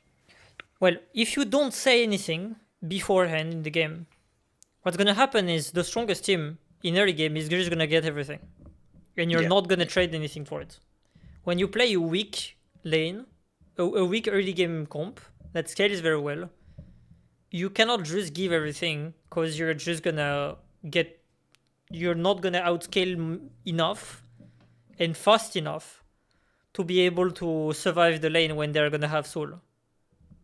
Yes, But absolutely. now, let's say that they get Drake, and well, you can't do anything about that, so you don't have Drake. But now they're on grubs, and then you dive bot. You dive bot, right? Now the ADC is pretty behind, and even though you have a weak lane, like Ephios is still pretty ahead. He has like one level up, maybe like 500 gold above, something like this. That's a pretty good start. You need to be if you're playing weak comps, you need to be careful about playing towards like minimizing. So like as Azir, okay, so Azir is a good example because it's very weak. When you play Azir, do you never trade on him because you're weaker anyway, or you're gonna try to still get some damage? I mean, Yeah, when you can. My trade patterns are just whenever the minion is low of the enemy and he wants to contest that minion, then Yeah. I try to trade. So you're But- trying to contest, like you're still respecting as much as you can, but you're minimizing, which doesn't mean. So minimizing doesn't mean conceding, Yeah, right? I mean, And that's there the is a same thing trade- for your team comp. Yeah, So if you're looking, so right now you probably don't have a mindset behind your drafting. What I mean is, when you're not drafting, thinking, "Oh, I want to practice late game comps," right? You're just trying to pick the best possible comps against their enemy. But maybe what you could be doing is look at, oh, we want to practice late game comps. So we are going to try to blind things that are good in late game and that are pretty blindable, and then you go from there, right? For example, you do the Azir Poppy, right? Something like this. Doesn't matter what it is.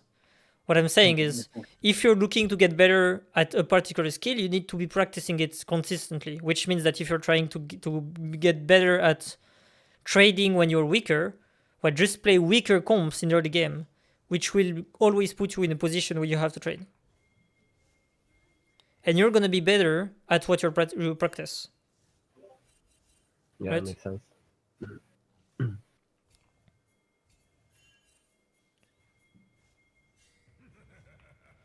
Let's see.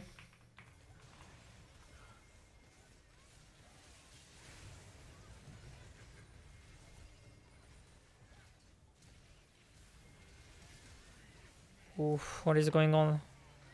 Okay, let's look at it again. Mhm. I think you're shown right now.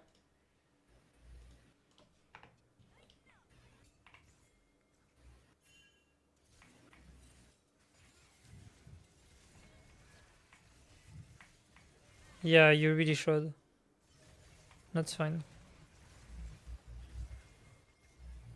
Well, there is not much you can do. Let's see again.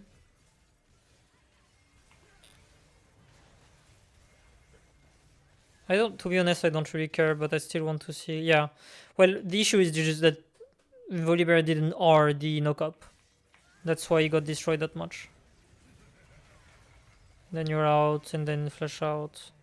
And then Melis here, you blow your TP to try to help. But it's kinda too late. Oh. We're going for Ash.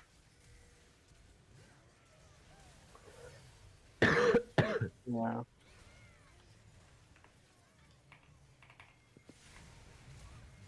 So I have a question though as well. When it Yep. comes to Shen, um, we had a conversation about saying like when we need ult and stuff like that. Mm-hmm. But Mhm. what is your opinion of it? Because me and Morocco talked about this, and um, maybe I feel like when it comes to Shen ulting, I feel like it is more on the person playing Shen to look for ults than for us to be actively trying to tell our teammates what they should do, right? I think it's similar to like all global ults basically, right? Like Soraka. Okay. So what I want Yes, you, Tom. so before saying my opinion, I want you to have your guys' opinion. So from top jungle, mid ADC support, go. What's your opinion on this? So, as a top lane perspective, I think I entered a bit by taking Ignite because what I wanted to do here is give the shield and then E to cancel my teleport, if that makes sense, because there's no way we're re-engaging. So I wanted to ult, give the shield so Ophelia survives, and then disengage, if that makes sense. You want to be eing out of your TP. You can do this? Yeah, you can do it. You can do it. Yeah. Damn, I didn't know. Okay. I don't Okay. think that's possible, no? Yeah, I've never seen that before in my life. It's That's eating not after possible. TP. Yeah, I That's don't like think a- that's No. possible, but see it. Is that not maybe. possible? I don't think it is. Shannon is a channel. You cannot cancel it. Oh. Only Yeah, that's what I SC, believe. thought. That's what I thought. Okay, so Oh, I didn't know okay, that. I understand. Yeah. My question was more. The question was: should the Shen decide when to ult, or should the team say ult me? I think it's the Shen's job because it's kind of like TP in a way. Like I'm not the one playing with TP. He is. He should be looking out for these things. We should be calling that we're fighting, so he should be looking to ult, or at least see what's happening at the play. Okay, what's And your communicate if he can ult. opinion? Okay, what did you say your opinion, top lane? Yeah, I've already said my opinion. Yeah. Okay, great. I think, yeah, I think I should be looking for the plays. I think there should be some heads up because, like, if I'm like fighting Gangplank, I'm not good enough as a player the way I can like constantly look at the rest of the map, if that makes sense, while I'm juggling Q, if that makes sense. Okay, as a mid laner, what do you think? I mean, it kind of depends on the situation. In early game, I think it's better for Ariadne to look at itself because you're like more in a calmer, like you're in lane, right? So like you don't need to think too much.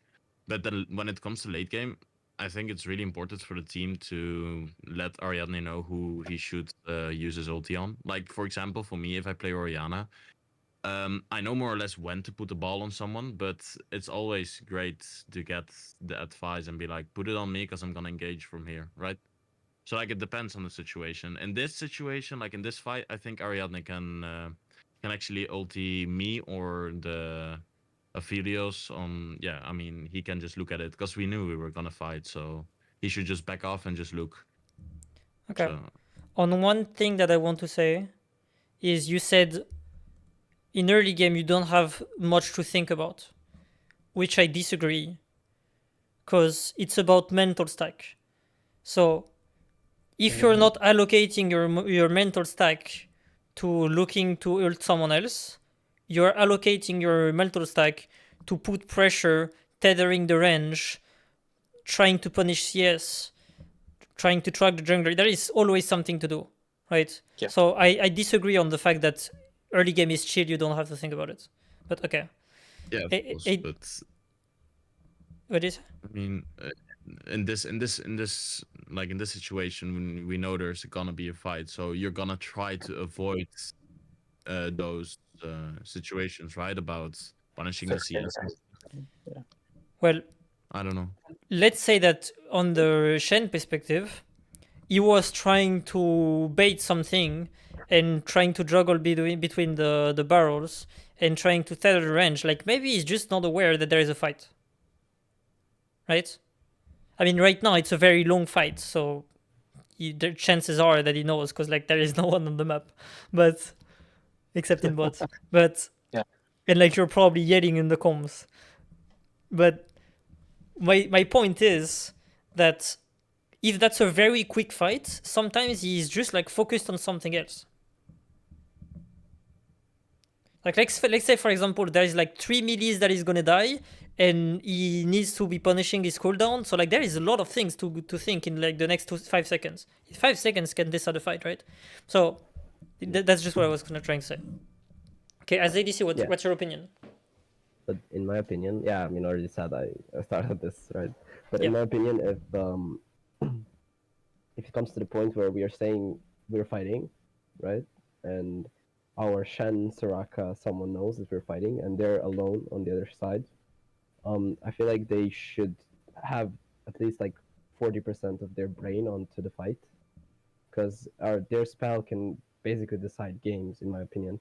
Because I feel like if, for example, this fight, if you look at it back, if Shen ult came so much earlier, I don't know what happened top, obviously. Maybe like they were fighting and stuff. But I just, from my point of view, if Shen ult came so much earlier, maybe on Volibear, we just win the fight. Okay. Yeah, Right. absolutely. So let's look at it. Right. So this is when you engage. Let's look at Shen. Yeah. Oh, he's trading. Okay. Now he's out. He can look. Okay. It looks fine. Doesn't look like to be fighting. They are retreating. Okay. Yeah. Oh wait. What is he doing? Maybe I can trade. I can trade. Okay, he flashed out. Okay, what's going on in bot lane? Oh, what the fuck? What is going on? I thought they were retreating. That's exactly. Actually, that's Hey, exactly do you what see? happened. Do you see what I mean? Yeah. Right. So it's usually I'm saying this for a solo queue. People are like, my teammates are trolling me. They're not doing X, Y, Z, right? That's usually what people are saying. But if you're really interested in looking with their perspective, it's usually there is always a reason why people are acting the way they are acting, right? They are just like not like I'm pretty sure Shen was like, oh, he's gonna die. I'm not gonna ult him because he's gonna die. Oh, that's funny, right? That there is no sense making this argument, right? Yeah. But my point is not that Shen like needs to ult. My point is that because we had a conversation of who should decide if Shen should ult, like in comms, and I think I just said the opinion that I think Shen is the one that needs to decide whether he ults or not, and that rarely, in very rare cases, should the teammates tell Shen to ult them, unless they're like engaging, in my opinion, with like Pantheon, I guess. That's just what I was actually trying to talk about. Oh, I Okay. see. Like the decision to do so. I guess. Yeah. Okay. As a support. Yeah, I mean, I think Oh, okay. for us as a, I'm sorry, for us No, as no, a continue, team, continue. we can say we're fighting, right? Just to give him a heads up that we're fighting, and then Yeah. That. Yeah. that's all. I think what we have the responsibility to do when we are playing with, I mean, anyone, but like when Shan especially. Okay. And as a support, do you have anything to Is say it or? okay if I yap a bit about this? Because like Yeah, sure. Go I for had it. brought this. I had talked to Nico about this because like I think like as a I play Soraka quite a bit, and I think there's a like decent amount of parallels. Yeah, I agree. I think there is like a problem a little bit on like sometimes ulting on plays. It's not just to like save someone. It's not like Volibear's caught here, and I need to peel the Volibear. And if I ult and save him, it's worth it. Because obviously when you ult, you're giving top wave, you're maybe giving plate, maybe Yep. you're getting frozen on here if wave looks like this. Mhm. So like basically it needs to be an ult that turns the play. And you need to be aware of what's going on your wave. Mm-hmm. And it's a huge cooldown, so like maybe you're trying to save it for Drake. So I think like if we were in this fight and we're trying to tell Shen what to do, it's like completely impossible. Because like if I was like playing Soraka and I had to get told by like my top lane he's getting dove and I need to ult him to save him, it's like not like he can tell me to look, and I think we should call Shen R, but like Shen should look and then Mm-hmm. decide like it needs to be your decision here, like whether you think at any of these times that pressing R would like turn this fight and actually make us win it. Because the important thing is that we need to win this fight and we need to get this wave out so we can trade.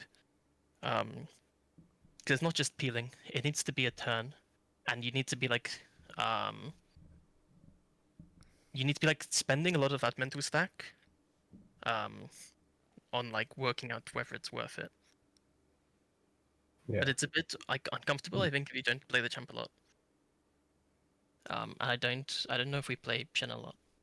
But if we play Shen more, I think we need to call for Shenara in these fights. Or like let you know, but it needs to always be your decision. I think the only exception, really, where like we need to tell you to Shenara and like you just do it, would be again like later game, like if we're playing like Nocturne. Yeah. Because then it's like a different type of thing. It's like an engage type. If It's we're like using it as assassin. engage, then we call you. Yeah. The Nocturne, if he wants you to like Shen R on top of him, then he needs to tell you, and then you do it like unequivocally. You just do it. Yeah, I do like that. I do like that. It's like just having heads up of like, because I felt like the only time I got indication of like how the fight situation was when I was looking, if that makes sense, and that was between dealing with the GP, right? Yeah, it's So just like really yeah. uncomfy to look at this fight while laning. Yeah, But it is. it's kind of important. It Like is. Yeah. almost looking at the little icons though is basically what matters. Because the timer you're looking for in this fight would be we engage, we trade, everyone's sitting kind of low health. Then once enemy re-engages, then if you ult, it turns the fight, and like they've used their escapes, or like maybe the people who have cooldowns down already. They're trying to go back in to like end it here, basically. So like if there was an ult on when Zin knocked up, like that would be completely insane, and that'd completely just smurf the entire game.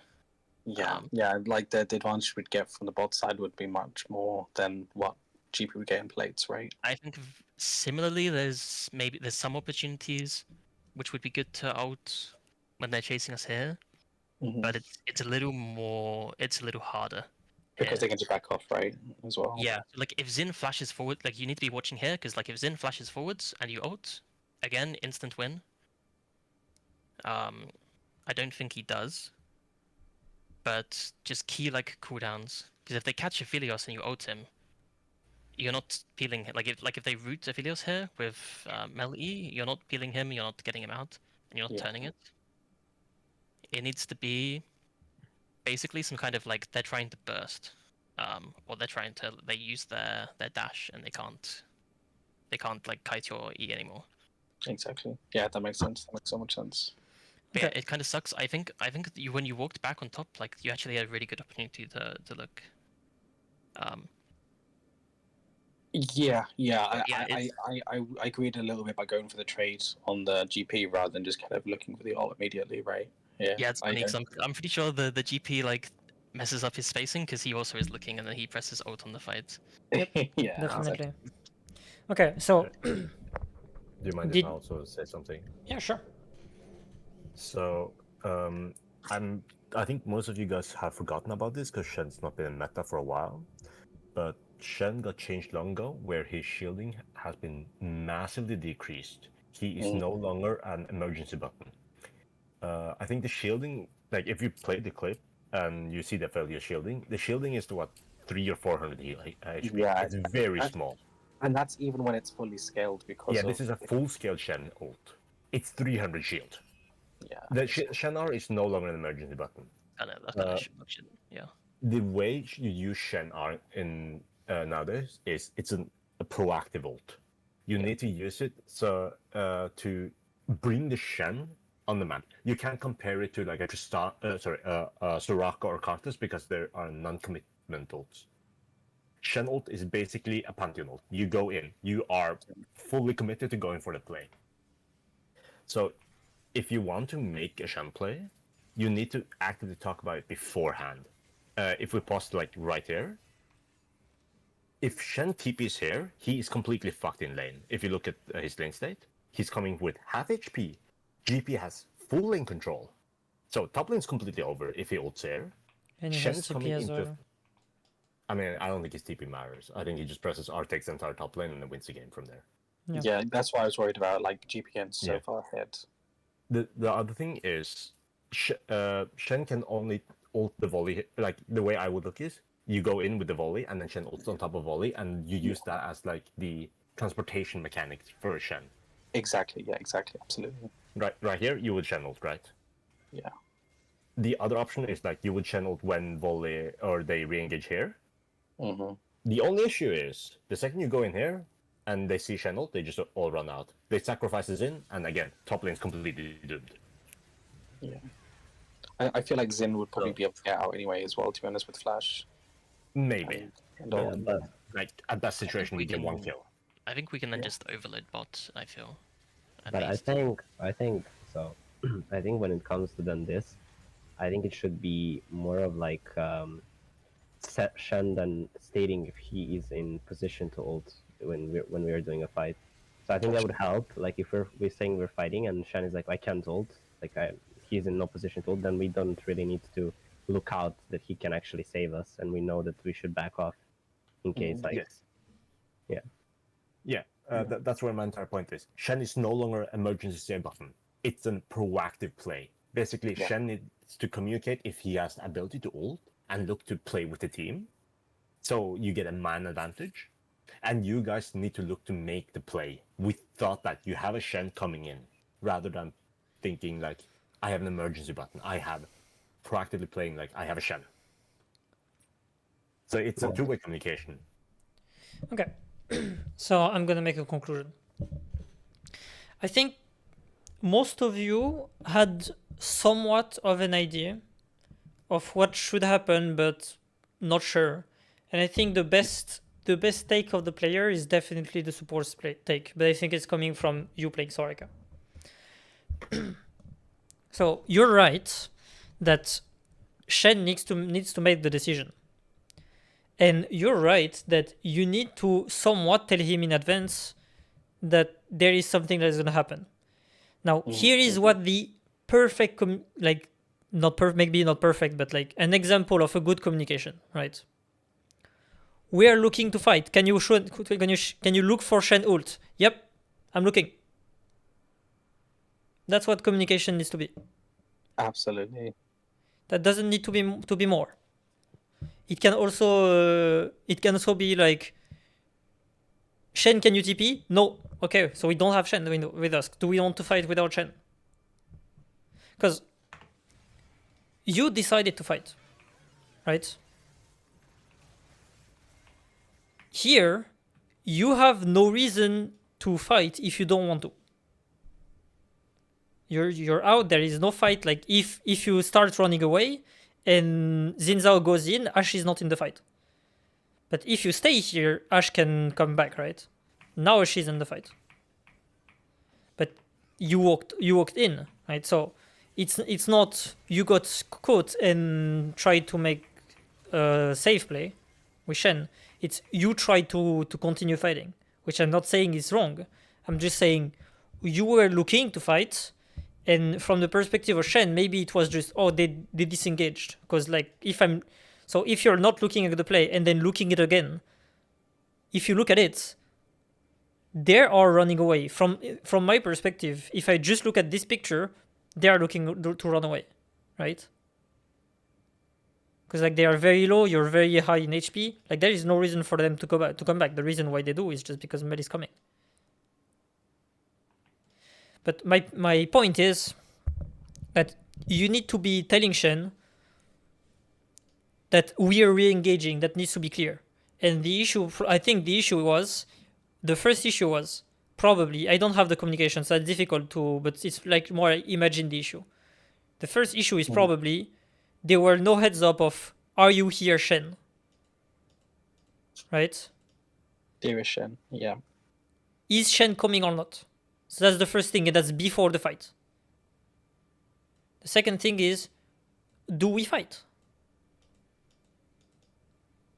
Right? That's not Absolutely. 20, that's a point.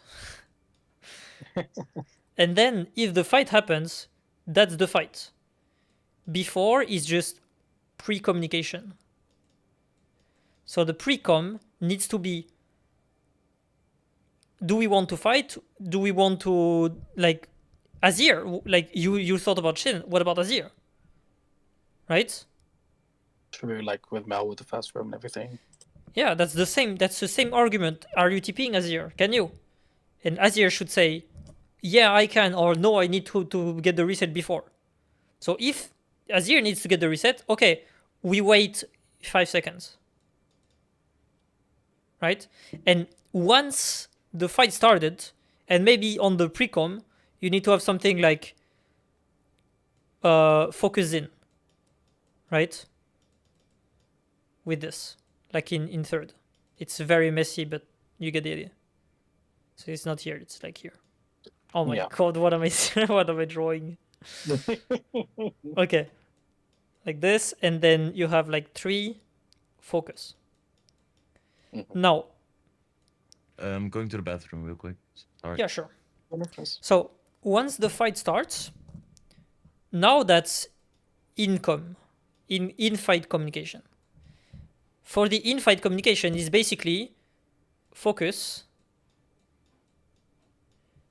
and swap focus, right? And disengage or re-engage. Re-engage, right? That's basically the 2 things that you need to communicate. But basically, that's not focus, that's main focus, right? So ideally, if you can focus Ashe, you want to be focusing Ashe. That's what you need to be saying before. When the Zinzao is going in, you don't say, guys, I think we should focus Ashe if there is a possibility. Right? You're just gonna say Zin Zin Zin Zin, right? Yes, yeah, exactly. Right? So that's why you need to say, we're looking to fight. Shen, can you come? Let's focus Ashe if we can. Let's go for it, right? That's basic. There is probably a better way to say it, but that's basically the idea, right? And in fight, you already have all this information. So if Shen says yes, I'm coming, you fight knowing that Shen is looking to come.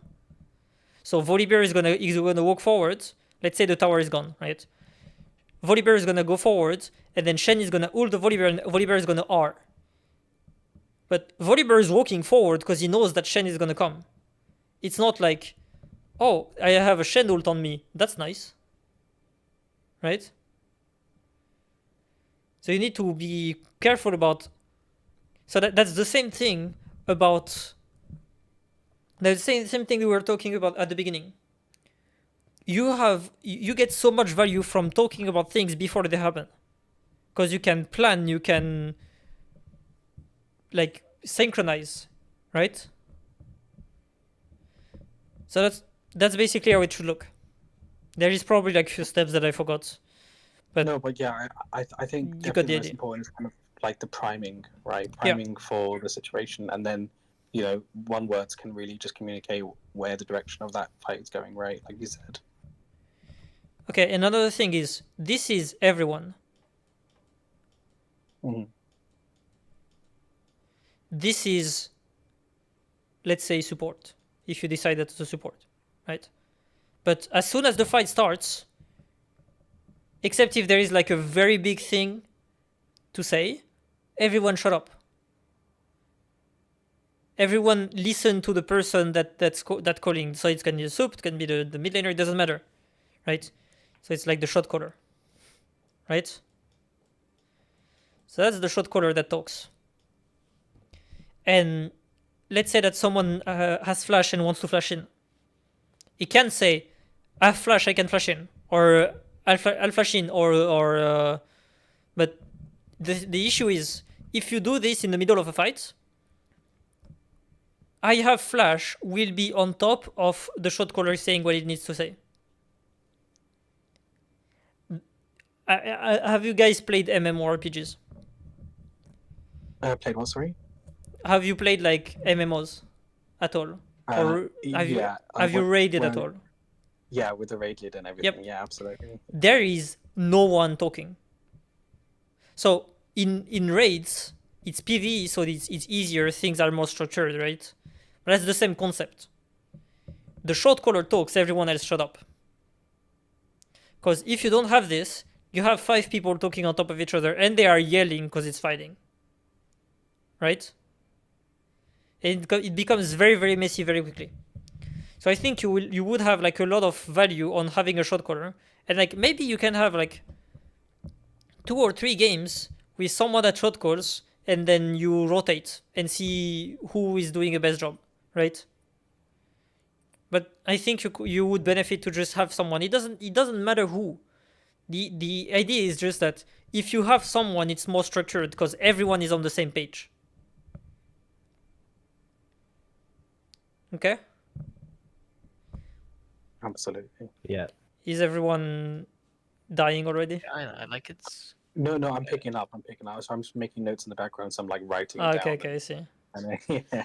Alright, do you have any question about this? Did you come back from your bathroom? Because it's like quite a while already.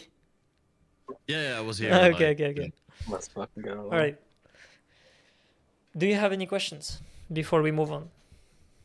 I think that's self-explanatory in terms of like pointing out what the ideal is, if that makes sense, and what we can do in order to kind of attain that ideal closer. Like, does everyone else feel comfortable with that? Like, do you think that's like a good angle that we can implement for like About- global roles and stuff? About the shot calling, or Yeah, I I have a thought- question. Shot calling. Yeah. How can we identify who should be the shot caller? Because like we all think we have our flaws, so It's we usually all support or jungle, I think, on most teams, no? Usually Yeah, it is, almost yes. inseparable. true. But Maraka said the other day that he thinks he wouldn't be optimal just because he thinks he sometimes does bad plays. Okay. On that I thing, just- That's mid lane, no? if I can say Or- something, Mhm. shot calling is a skill like any other skill. So that's fine being bad at shot calling, because that's a skill, and you need to develop the skill. So if you're I doing agree. a shit call and everyone follows, there I'm is two happy with that. possibilities.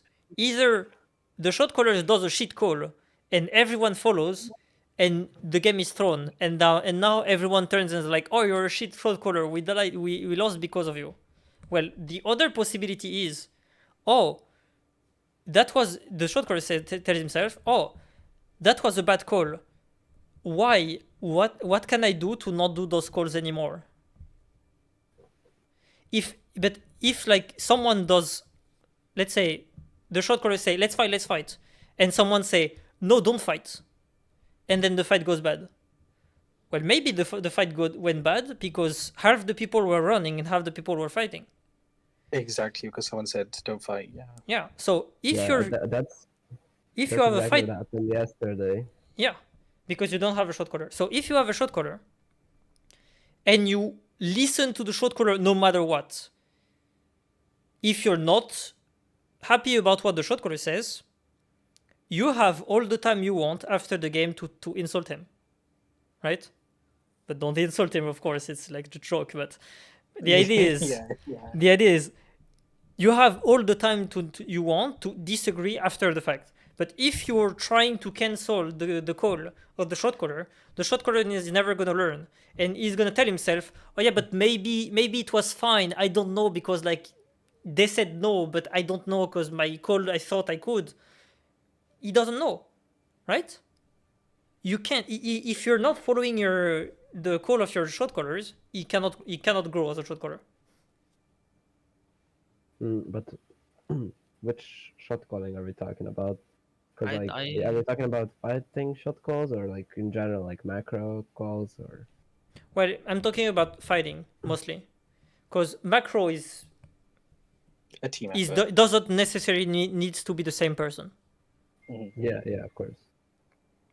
Usually, Yeah, I like the idea that like having a shot caller for fights. Like I feel like I would be able to.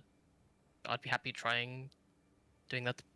Like if we're gonna see like different people for that. I think that wouldn't be too bad for me. I think like the main issue I have on shot calling is like mid game macro and stuff. Like I feel like there's a lot of like lane assignment stuff that like I don't want to be telling people lane assignments. I don't want to be telling people what to do. I just want to be giving information out. Like in fights, I think okay. Can I if say it's something? just shot calling for fights, it's not. Yeah. You It depends said on the I skill. don't want to be telling people what to do. You're right. The shot caller job is not to say what to do. The job as a shot caller is we are fighting. It's not Shen press R. It's we are fighting. Shen is a grown up enough to know that if you're fighting, he's probably he probably should be looking to R, right? Yeah. So as a shot caller, your job is to give a general direction of what you want your team should be doing.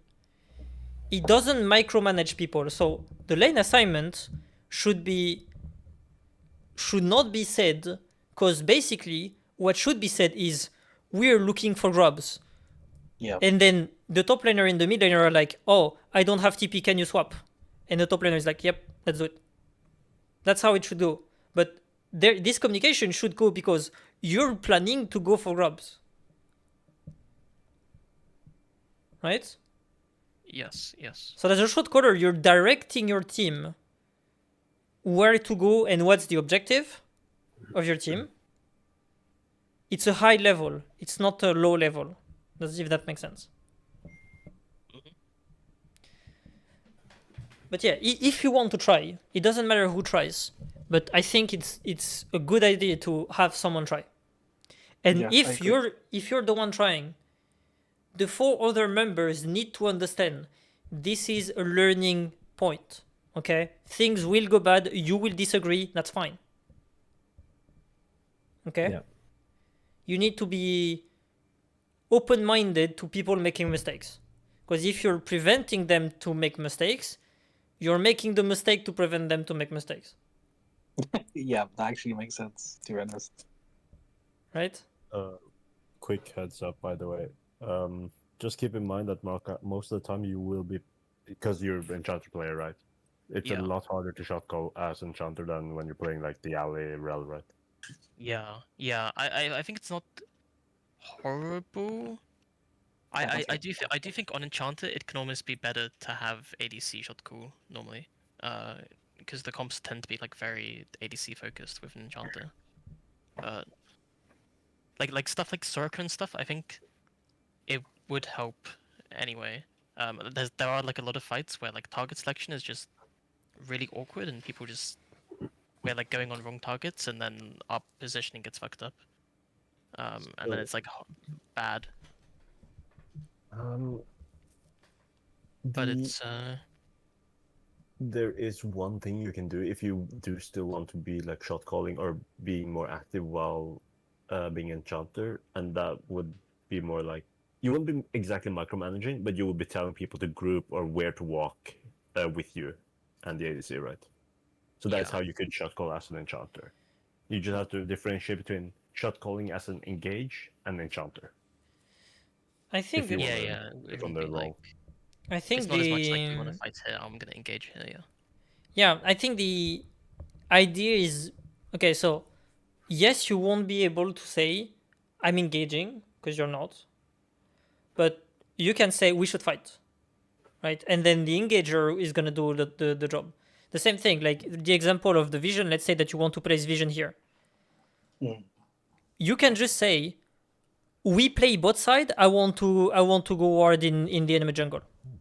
And now your team should know, oh, the jungler needs to come mid, and then you need to get prio, and then as 4 you need to go here, sweep here, get prio bot, come back, right? All this stuff. But the communication of the short caller is just I want to ward. We need to ward bot side and play the 2 lane setup on bot mid lane. Mhm. Right? Yeah, yeah. That's general direction. What you could do? Can you record this? Can someone record this screen? Yeah, I remember the Scrim, yeah. Okay. On the next screen, can you record with the communication?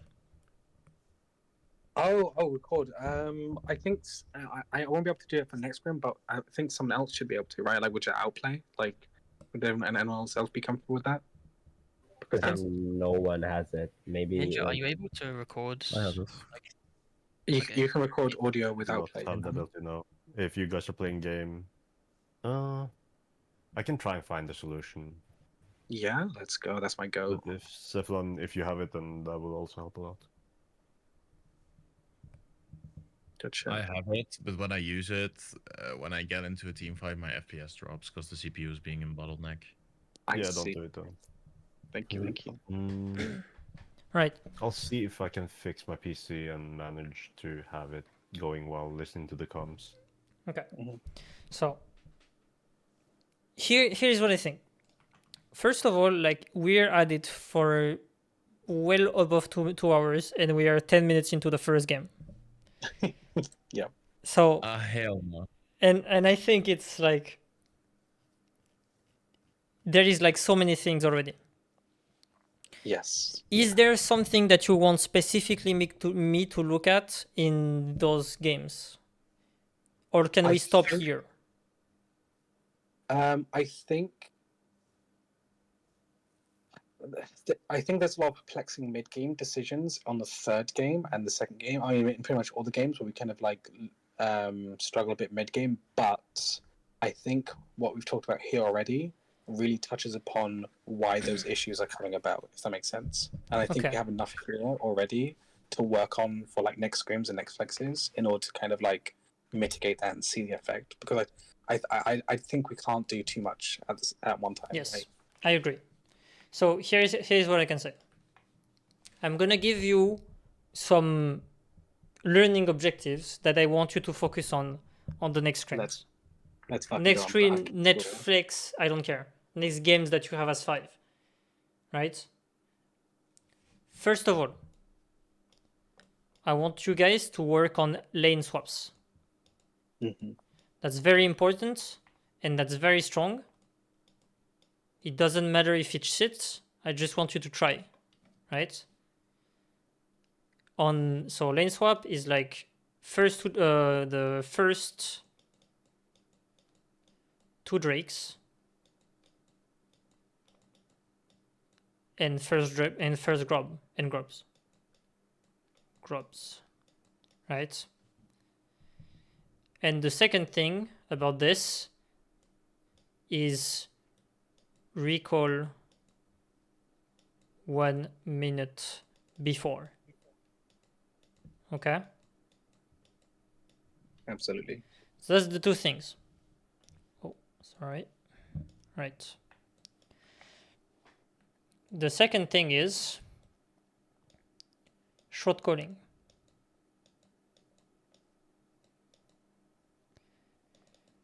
That's the second thing. So what I want you guys to try is you designate a shot caller.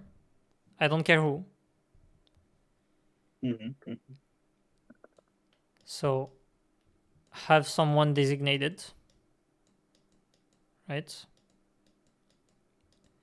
And then in fights,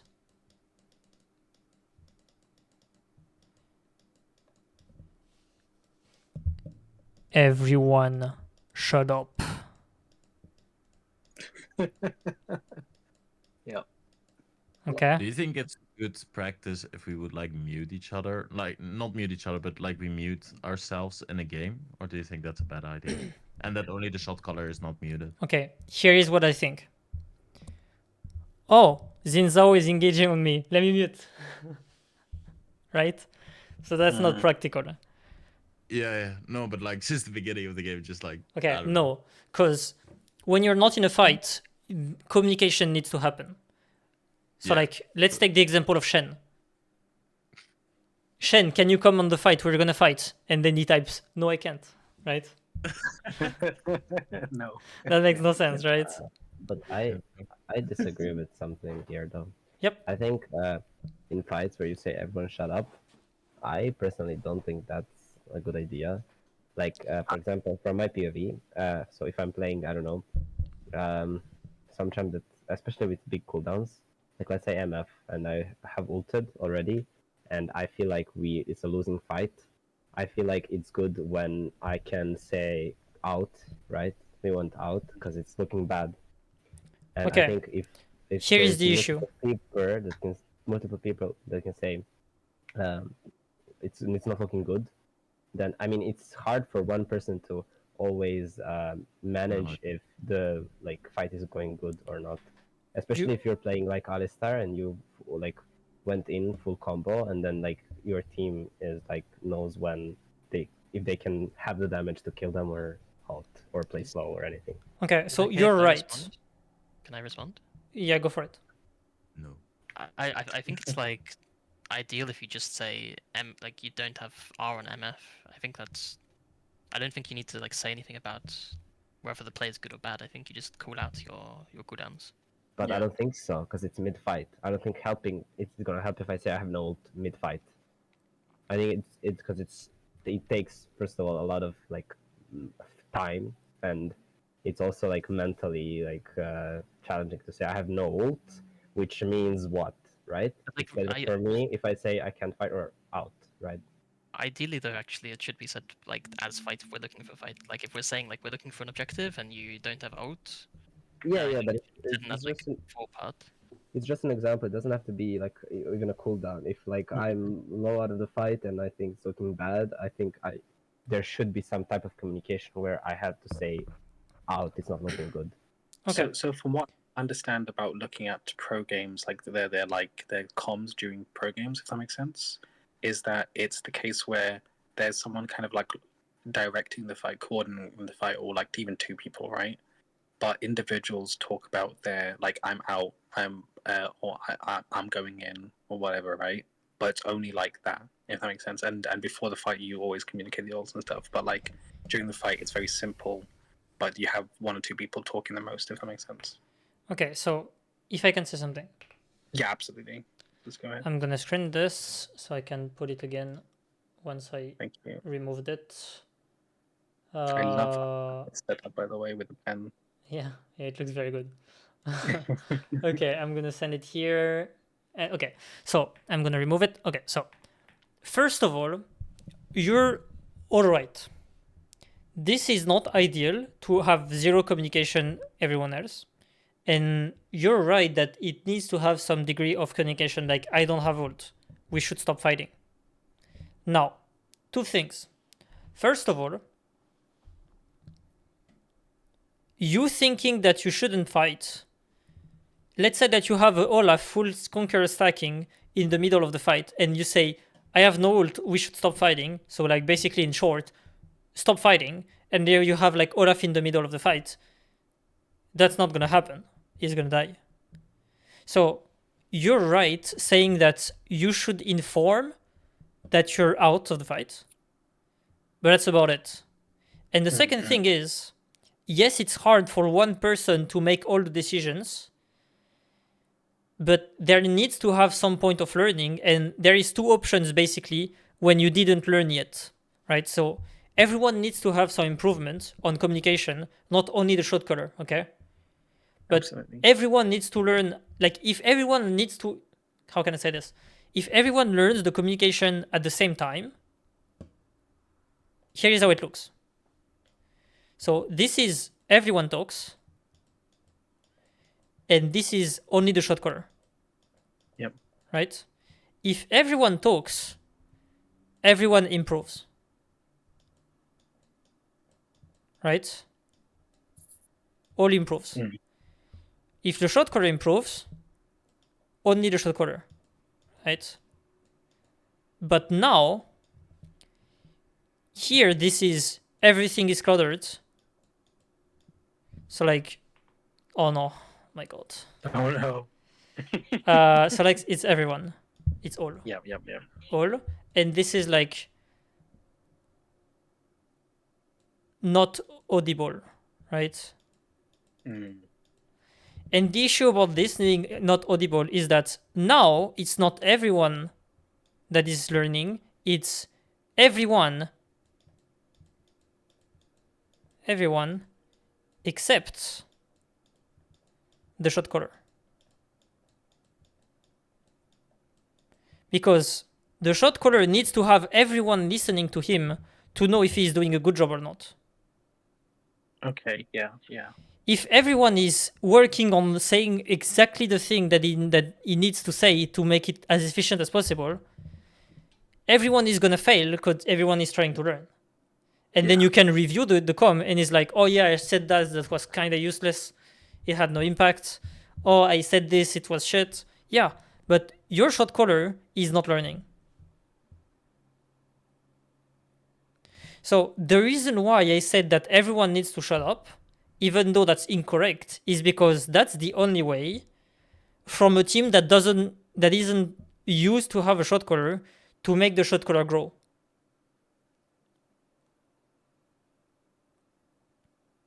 Does that make sense? Yeah, I mean, from the sense of learning, I understand. Like, if you're coming from that part, like, Yep. it's gonna help us in the long term. Exactly. I don't You're think gonna don't end think- games because of this. I agree. Yeah. But you need to be okay to lose games for long-term investment. Yeah, of course. The second thing that you could do is making a middle ground. So let's say the only communication allowed from someone that is not the shot caller is I'm out and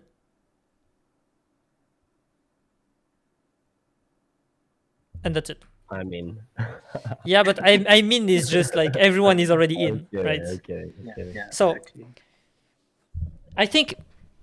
I think this is incorrect again, right? But if you want to have a middle ground and have the shot caller learn is like you want to have information that goes into the shot caller.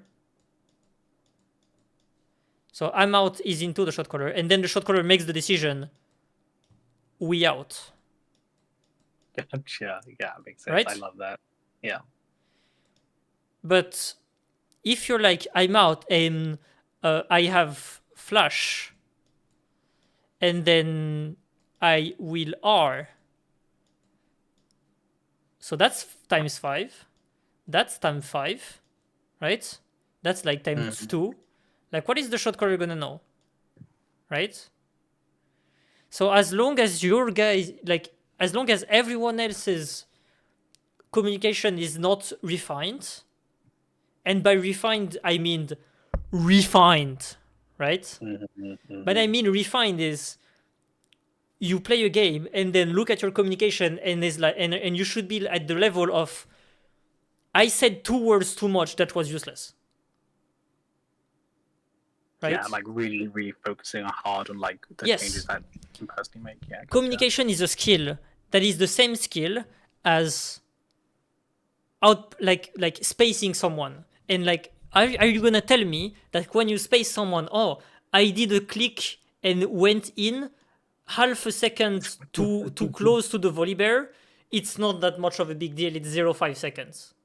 No, Yeah. it's a big deal because you die, right? Yeah. Communication Yeah. is the same thing. You want to arrive at a point where you know what you should be saying into what situation, and the shot caller will know what it means, right? So saying, I think I cannot fight anymore is useless because I'm out does the same thing, right? And that needs refinement. And that's the same exact skill and the same exact way you refine any other skill. That takes time and that takes failure. So to go back to that's not optimal, yes, I agree. It is not. I do like that as kind of like a pathway though, like as in like, well, I can only say for myself sort of thing, but like the idea of kind of all committing together to kind of really work on the minutiae of communication, right, is a hard endeavor, but I think it's definitely worth it if everyone, only if everyone commits to it is a thing, right? The issue about the communication thing is you guys are not a stable team yet. As I understand, you have like 4 members that are like stable, right? Yes, yeah, exactly. Which means that there is like a lot of concepts that needs to involve everyone that cannot be used yet because you need to first understand how to play together. And that takes time. Yes, actually, great point. So one of the reasons why I think starting by social caller is the best idea is because even if 4 people are changing, if the short caller stays, it will be still in, like the team will still have the short caller experience of short calling, right? it's different from like training like 5 people at something, and then one person is out of the team for some reasons because like they were in trial or some reasons, right? And now you need to redo all the process of learning, but everyone knows what to do except one person, and that's painful for the peoples. So I agree that it's going to be painful if you change shot caller, but you still need to learn at some point and need to decide what to learn, right? So Yeah. I would still think that this is a 1 out of 5 chances to if someone quits the team for some reasons, right? It's 1 out of 5 chances that it's the shot caller that quits. Well, if you're all learning something as 5, it's 5 out of 5 if someone quits. True. Does that make sense? It does make sense, yeah.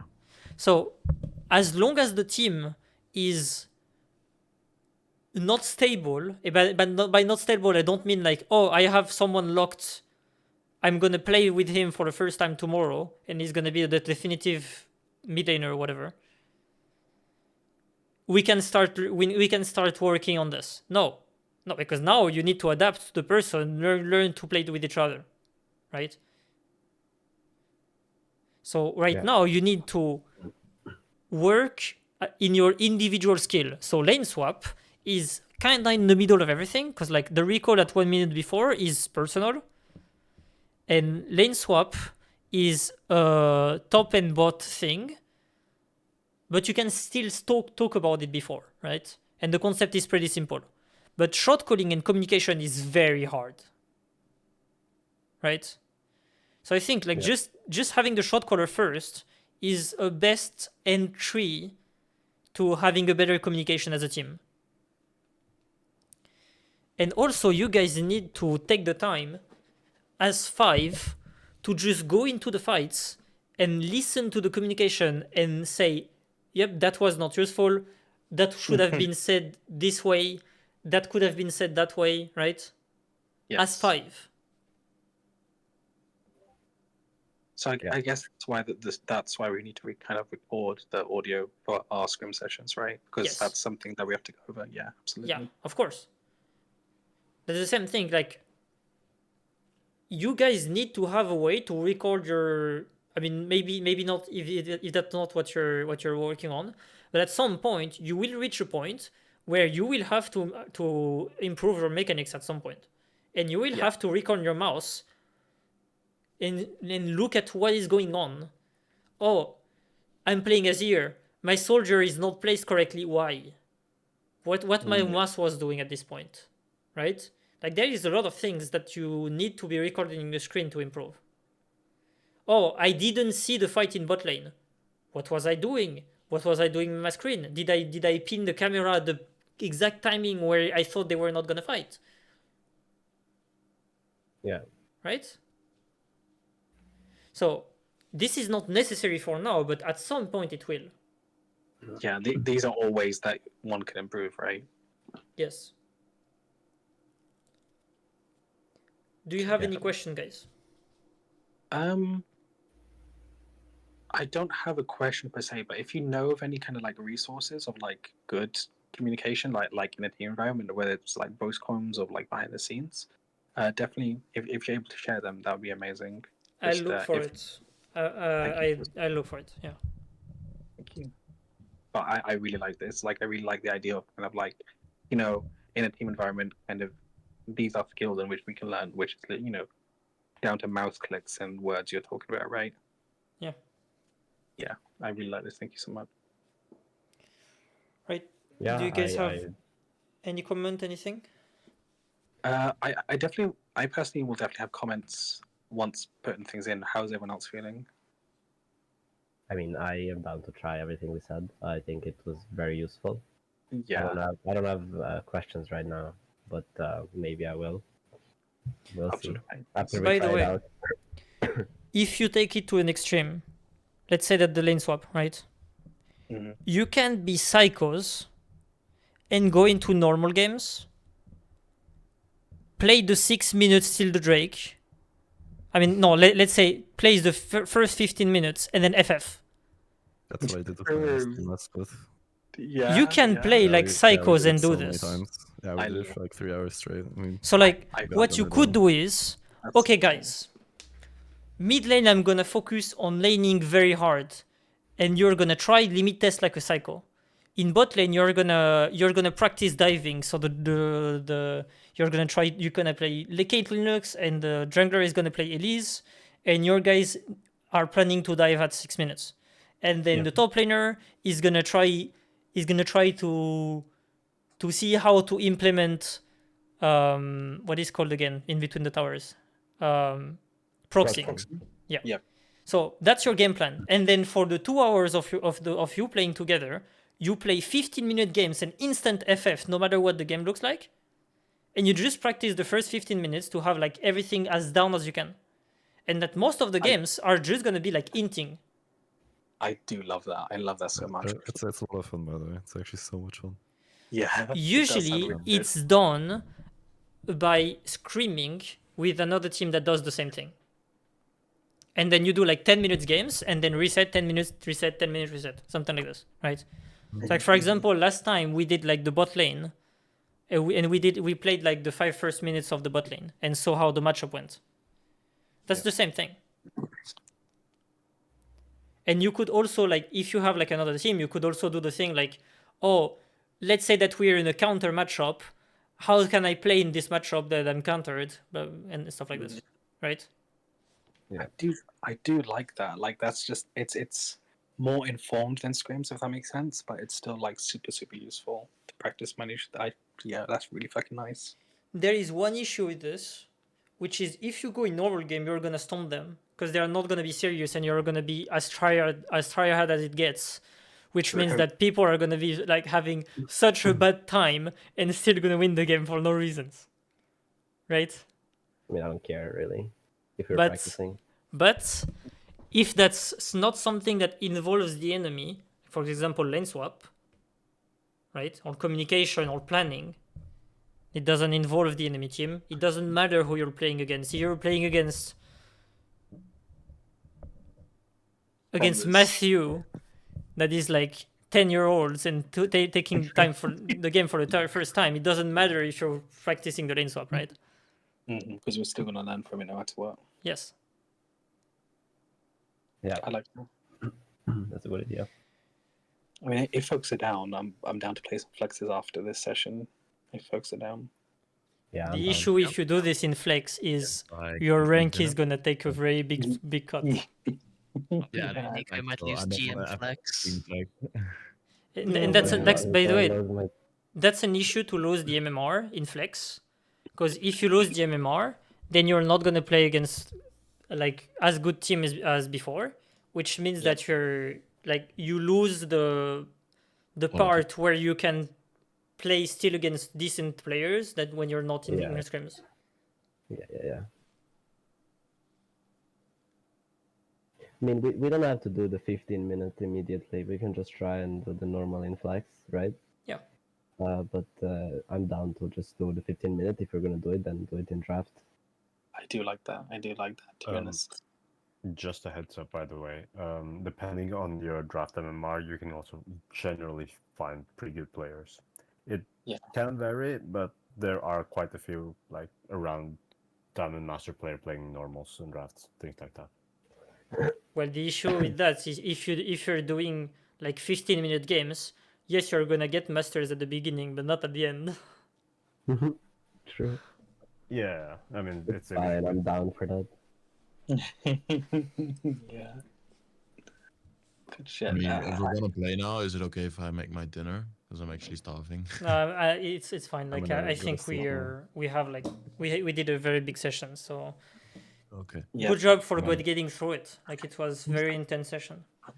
I mean, Yeah. thank you for directing everything. Like, holy shit, this was really fucking nice. Like, really nice. I really enjoyed this. Yeah, Sure. thank you very much. Like, I can't wait to come back after learning a few things and putting things in practice. And Yep. and I mean, what we discussing can it. do is just set a timeline. Like let's say like next week, same exact time, we just do it again and see if something improved. I don't know, something like this. Yeah, I would love that if that works for everyone's schedule. We'll look at the scheduling on Thursday. But if It that works, I doesn't would need love- to be exactly the same day. Like it doesn't matter. Like just let's say like next week, right? Yeah, a week has passed. Yeah. But what we could do also is when next year are you gonna play? I think we're playing Uh, tomorrow, right?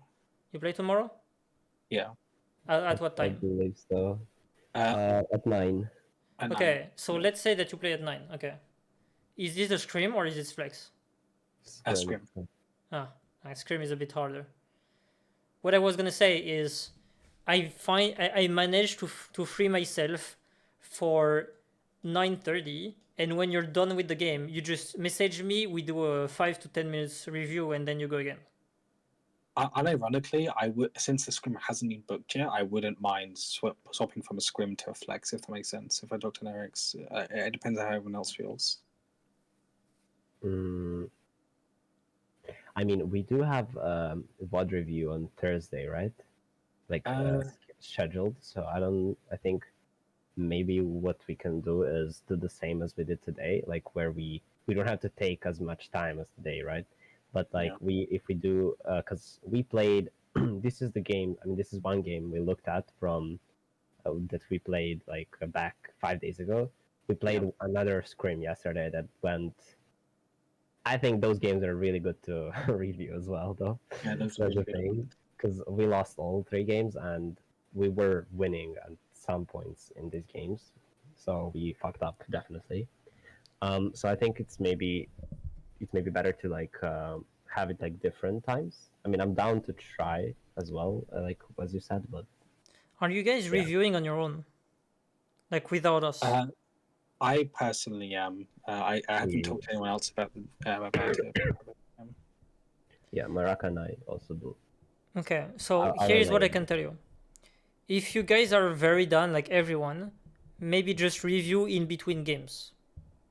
If that's not scrims, right? Or after. If your guys are not down for some reasons, like after a scrim you're tired, which is a valid point, by the way. I'm not saying it's not a valid point. Like it's a very valid point, by the way. Or you need to sleep, you have work tomorrow, it doesn't matter. What you could do is try to meet at 8:30 and then do a quick review of what happened yesterday or 2 days ago, and then go for the scrim, right? Something like this. If you guys schedules can, right?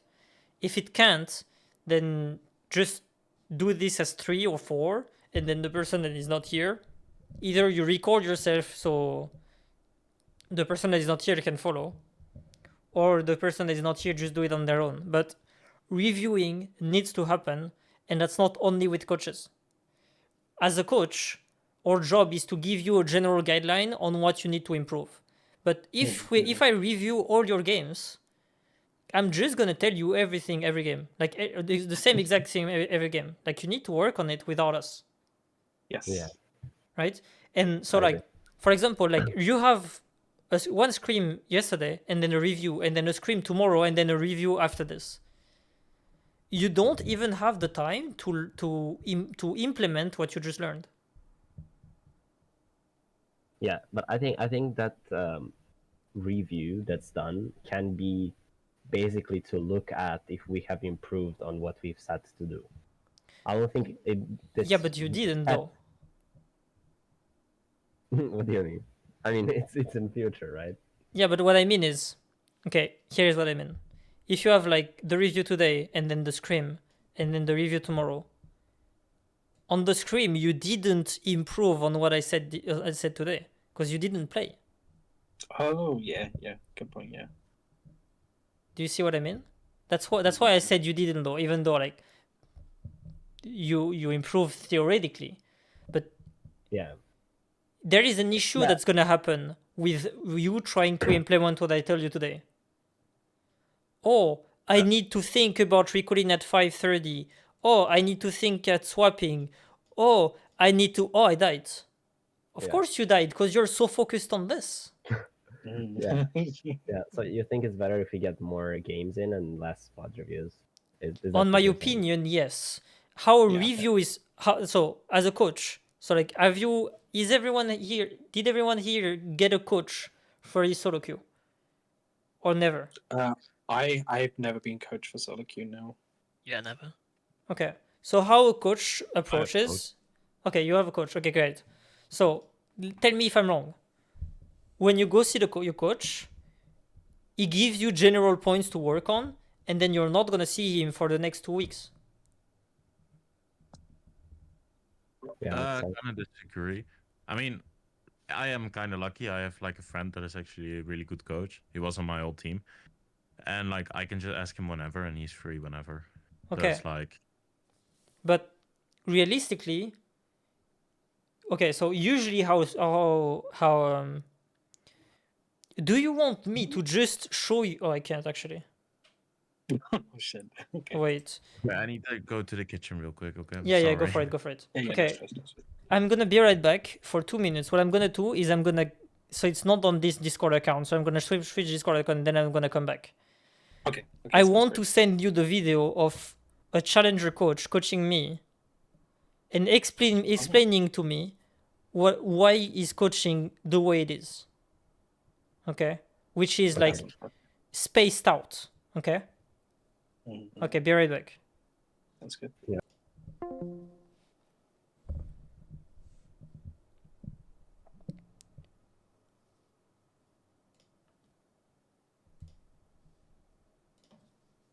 So the reality is, right, is that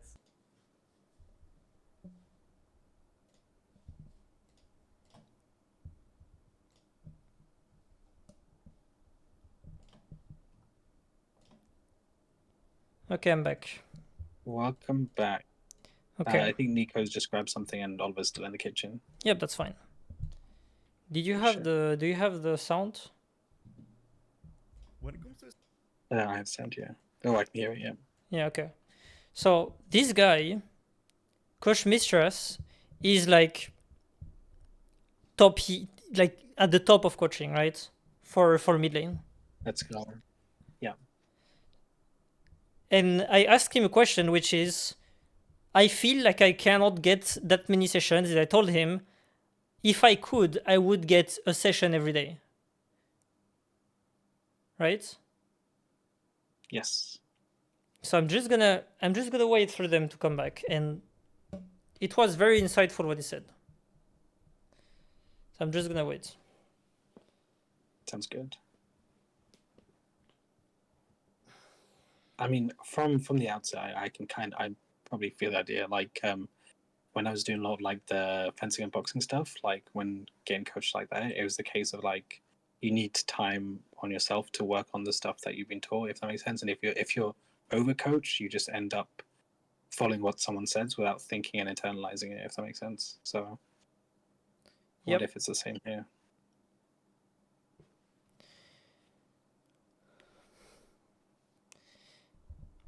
I mean, coaching is like the issue that I have with coaching, personally, is that I'm very bad at reviewing my own things. Yeah. Very, very bad at reviewing my own. Which means that basically how I do things is like, so I'm very impatient, and I'm also very depressed about my learning journey, because like I'm not progressing at all, and Oh, okay. and like how I see stuff lately is I'm not making any progress, and I'm not willing to take 30 minutes to do what I'm doing with you right now. Ah, I see. Okay, I gotcha. Yeah. Which means that I feel like the only time I can get a proper review is by someone else.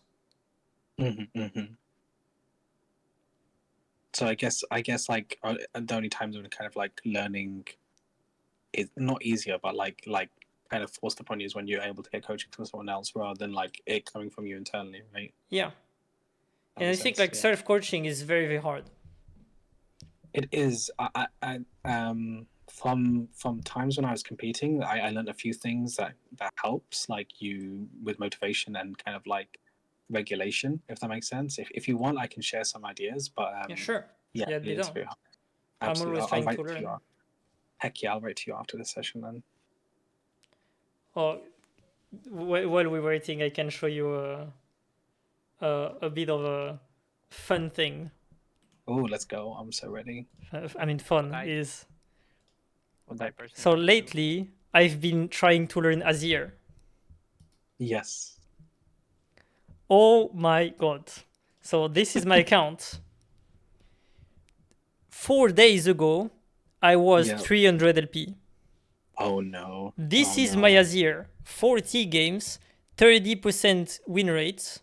When you Oh. look at it, I did almost a win streak, right? So I, at some point, was at 28%. If you click on this, you see minus 300 LP. Holy shit. Oh, I'm so sorry, Look Yeah. at this. bro. Oh. I feel like you need 2 accounts. Oh, like this reason. wait. What's my second account? So this is my Your second account. account's not high. That's not high enough though. You need your other account to say melee. Yeah, I'm back. I don't. So my second account, as soon as I reached 50%, I was bored as hell, so I went back to master. Let's see. look at it. Oh Ooh. my goodness. Ooh. Oh wow. I had at some point one account with 28% and the second account with 30 on across 30 games, across 60 games. So It's like yeah. When I I say do 2 accounts though, I mean like you need to like rank up that other one with your mains. You need to like try hard on both of them. Dude, I And then- cannot try hard in Emerald because I'm like, I cannot focus on people that are just like not playing correctly. It's just It would be like, like Gobbler if you play like Syndra, it's just free. You play Syndra and then I get mean, like 100 OP at least, okay, look at it. and then Azir, and then you like go back to your 30% win rate. Syndra 70%, and then there is a point when I started playing support and I had like 38%, and then I have Azir at 30. I was diamond 5 and I was diamond 3, and then I started playing support and Azir. Azir, and now I don't have the will to try to get master with this account. It's just like That's so way far fucking too far. funny. That's so But funny, on my actually. main, at some point I was losing 26. 26? Dude, Holy I lost 19 games in a row with one win in the middle. Oh. Like at Oh, the that- Riot game was like, hey, this guy sold his account. yeah, I feel like at that point, like the mental resilience to continue through a 19 loss win streak is insane. Loss streak is insane. And like Holy shit. another thing is like all the people, like every single game, there were people messaging me, "You're a Riot agent, you're inting me." Here to collect, here to strike down your LP. I guess. Yeah, exactly. All right, Holy is shit. everyone back? Yep.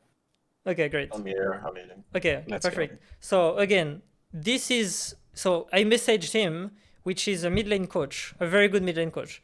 And what he said is, and what I said is, I would like to be, so if I could, I would like to be coached every day, but I'm scared to come coaching because I feel like I would prefer, like I would get a better game, or what I'm doing right now, which like, for example, I'm playing on Azir, right? I'm discovering Azir. So I don't want to waste the only session I have on Azir that I'm just like new to it, right? And here is what he told me. If you can hear. So the reality is, right, is that when it comes to a session, there's no perfect session, and there's also no need for a session every day, because what we're working with learning objectives, and we're working with trying to create habits when it comes to League of Legends. So you want to view it in a bit of a different way, okay? So improvement in League, I'm gonna show it for you. Improvement in League is you have a lot of different fundamentals again. We got wave management, resets, trading, mid game, map awareness, threat assessment, and everything is at a different level. And what we're gonna try to do is we're gonna try to bring up these fundamentals. You got all of these fundamentals at an average at master level right now. Master 200 LP, for example. And what we're going to do is we're going to look at what is currently going on in your gameplay. Which fundamental does need the most work. In this case, it's this one right here. Maybe that's your wave management. So what we'll then do is I'm gonna work with that. I see that in your review. I work through that in your review. I find you a learning objective, and the goal is to get this fundamental from here to here. So that now, in 3 weeks' time or 4 weeks' time, we've got this fundamental at a new level, and we have now settled upon a slightly higher level of our gameplay, but it's just not good enough to climb yet. So after that, we're going to do another session, and we're going to find the next most important fundamental to work on. It's going to be either this one or this one, and we're going to make sure that we upgrade that to the next level as well. And then 3 weeks or 4 weeks later, we're going to do the next one. And then if we're then going to compare a few weeks later, this is how it looks. Oh, this one's still the same.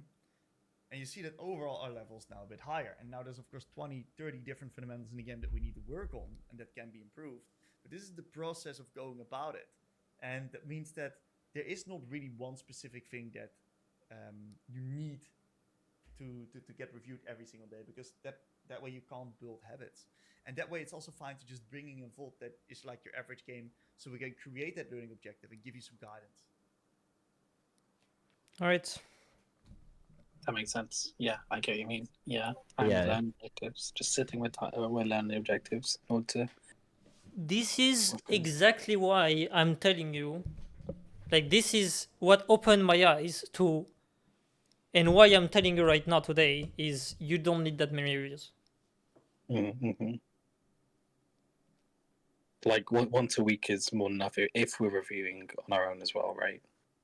Yeah, because Yeah. you should be reviewing, like, you should have a coach bringing you the learning objective, and then you review the learning objective that you're working on. Yeah. Because, like, if you're looking for a coach every 2 games, you're gonna have a new learning objective every 2 games. But you cannot learn on it because, as I said, League of Legends is a game of habits, and you need to build the habit to be better at. That's why that when you said, I have a review on today, a game tomorrow, and a review the next day, you won't have learned anything when you play here, because that's a game of habit and you need to play to build this habit. So this review is not gonna work for what I said today, and maybe it's gonna set a new learning objective, and now you have like 5 learning objectives. How can you focus on 5 different things? Right? Yeah. Yeah, exactly. You're always gonna just be like pivoting from one to another, never really making any improvements or permanent improvements, right? Exactly. So what I think should be happening instead is, instead of having a review here, is if you guys don't have the time, you play like, I don't know, like, let's say a Scrim here, and before you played like 5 flex, and you recorded all of this and put it on a folder, and then this day you go back over all of this on the learning objective. So, like, for example, you did like 7 games, where at the beginning of the games we're like, okay, again, this game we focus on lane swaps and communication, and then here you're like going one by one. Okay, how was the lane swap? Did we communicate well? Did we see an improvement? Did we see issues? Right? Even though it's better to do like reviews after every single game, it's still okay to review later, even though that's not optimal. Gotcha. And another thing, if you're doing this, like you're very try hard about learning, here is the try hard stuff about learning for your personal and the S5. Here is a session. A session is a block of 3 games, right? That's a session, or 3 block games. So that's times 3. Times 3 is you play the game 100% focused, on as close as 100% focused as you can. After your game, so that's the game. After your game, you do a 5-minute break where you when you relax, don't think anything about the game. Like listen to music, look videos, I don't care, do something else. Rest your Yes. brain, right? This is rest, brain. After this, you do usually if it's solo, it's 2 to 3, but as team is probably like closer to 5. It's 2 to 3 minutes review that you review the learning objective. So for example, lane swapping. It shouldn't take more than 3 minutes to look at how did the lane swapping go. Did we do it correctly? Did we forget? I don't know, right? Yep. And then you restart, right? And you do that 3 times, and then, so you do this 3 times,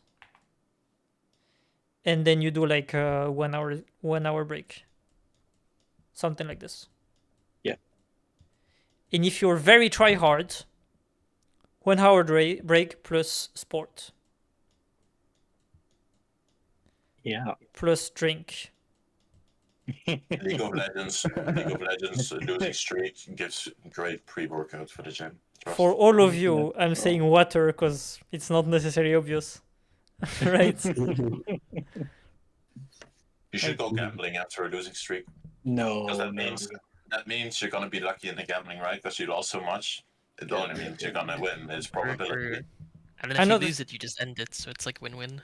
Another thing is, if you do 2 loses in a row, you're queuing up again. You're doing 3 games no matter what. Yeah. And you take these 5 minutes to mentally reset, and also you need to have the mental idea of my LP don't matter and me being shit don't matter, because what I'm looking for is working on the learning objective and get better at this. If the end of the game is 0-10 but I swapped correctly, I improving. Yeah. Right? So that's how a try-hard solo queue should be looking like. So like if one day you decide to push for Challenger, this is what you will be looking to do. I like this. I like this a lot. I like this. Oh, and also 8 hours of sleep. Yes. Oh my god, that you got me there. Yeah, we're looking at you. Hell no, you're talking with an engineer. Like we. I mean your it brain needs to be it depends on people, fully right? rested. Some people are just like built different and are fine with like 6 hours or something. But if you're sleepy and like tired, it's not necessary that you're gonna perform worse. Is that your brain is just learning less. Yeah. Oh, but my schedule is fucked like completely because I have school in the evening. So like I go to bed at 3-4. I wake up at 12. Like it's really fucked. No, that's good. 8 hours. What do you mean that's What good? do you mean it's good? What do Wait. you mean? Am I stupid? Yeah, it's 8 hours, but it's like not healthy 8 hours, right? No, what do you mean? No, I disagree. As long as it's 8 hours. Or It's 8 hours, it doesn't matter. So like there Yeah, is 2 I'm things drowsy that the needs to entire happen. day. Oh well, then that's different. So there is 2 things that need to happen. First of all, you need to have a consistent schedule. Consistency is the most important thing. Consistency, right? I don't know how to write it. Consistency. Okay. So I don't care if you go at sleep at 5 a.m. and wake up at That's 8 a.m. at 6 p.m. Right? I don't care if this is your sleep schedule. Bro is sleeping for 10 hours. I would. But like, yeah. So, like- as long as you're getting rest, right? Like you're Yeah. feeling rested when you wake up. So this is 8 hours and that's consistent because you're doing this every day. So if your body is fine with this, it doesn't matter to me. It just needs to be consistent, right? So for example, my body, if I go to sleep at 9 p.m., I'm not gonna have a good night. It doesn't matter, like if I'm tired or not. If I go to sleep at 9 p.m. or if I go to sleep at like, for example, like 7 p.m., I'm gonna be woke up at 11, and here I'm gonna be woke up at like 3, something like this. So this is not working for me. So like you guys need to find what's your schedule that works the best and stick to it like very seriously. Like if you're tryharding about getting better, like fixing your sleep schedule is the first thing that you need to do. The first thing is sleep. The second thing is sports. And the third thing is food. And that's for League of Legends, by the way. In case you didn't know, right? Don't get a girlfriend. Right? The status So quo. no, but that takes work. Like maybe you're very far away from it right now, but it also depends what you're looking to do. But if one day you're looking to look for a challenger, other challenger players are doing this. So if you're not doing it, you're not going into the top 500 because the 500 people are doing this, right? Exactly. They're putting in this amount of work. And like getting challenger is about maximizing everything you can find, which means like everything that is related to stage 4 issues, which means everything that is outside of the game. Yeah. Will be fixed, will be taken care of by challenger players, and other players will disregard this and will be stock master for their entire life. Oh. Maybe not, right? But maybe you're gonna reach grandmaster. But with so many stage 4 issue, like let's say like you're stressed, you have money problems and stuff, you're not gonna reach challenger because people that are not like you're not gonna be focused on the game. You're gonna be focused on your stress. Cooked. It's completely cooked. No, it's all right. You know, it's fucked because like when it gets summer, I will go to my home and there I have bad internet, so I can't do consistency. Yep, that's another example of Stage 4 problem. Yep.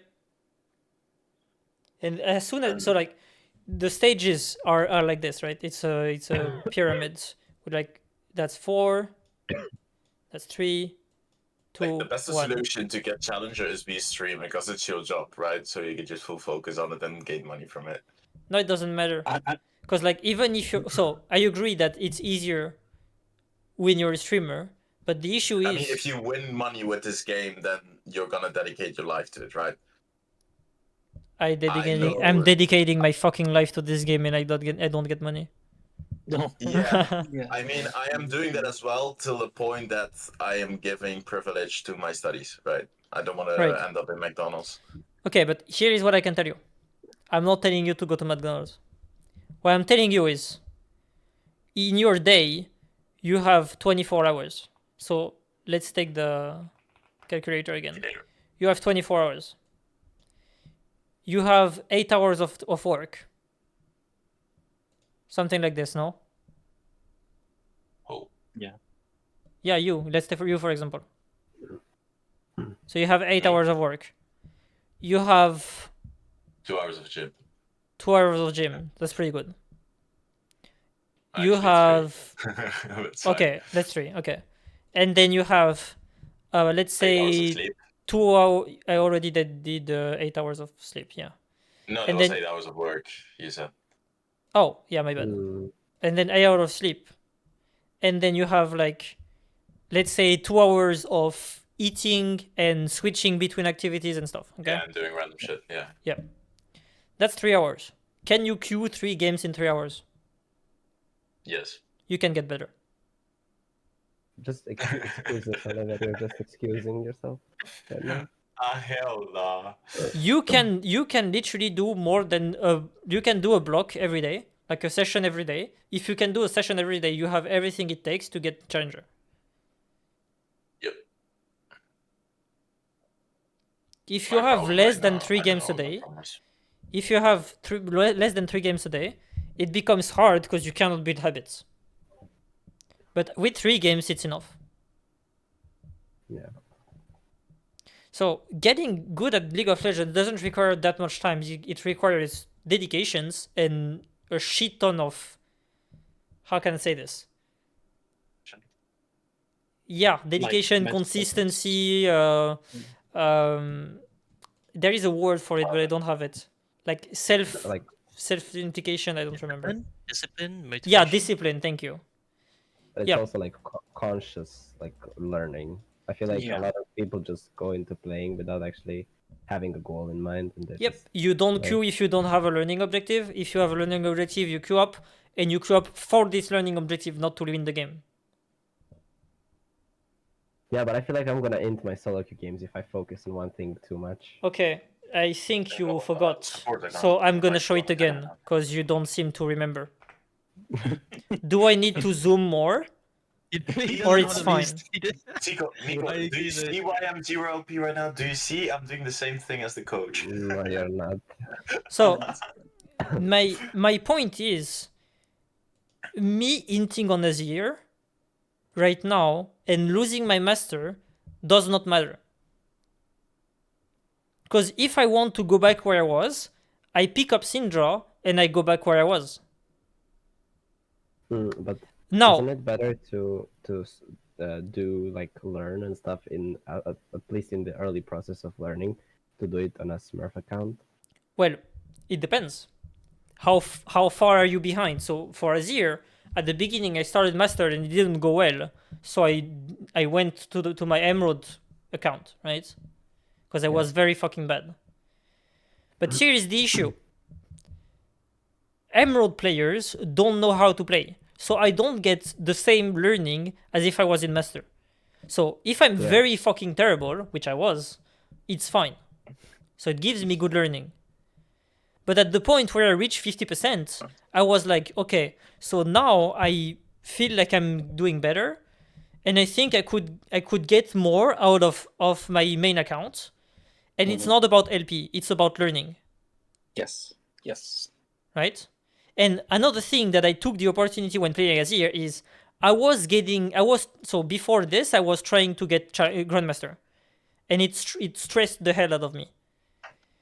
Me relearning to lose LP and detaching myself to it made me more focused on the game, not on the game, but on the process of learning, than be focused on my LP and feeling terrible after one bad game. Okay, but I have a serious question. Why is your Azir rank 1,300 with 32% win rate? What the fuck is that? Because I have Just built 40 different. gameplays. True. There's also like, I guess like no Azir players maybe. No, just the ranking. The ranking doesn't matter. It's just like play games and that's it.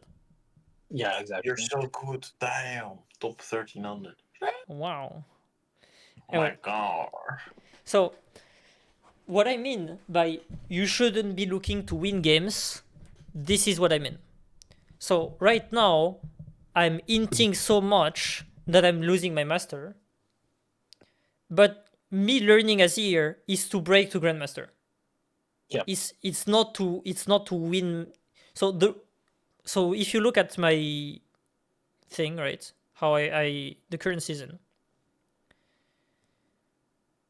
All of this was me learning Syndra.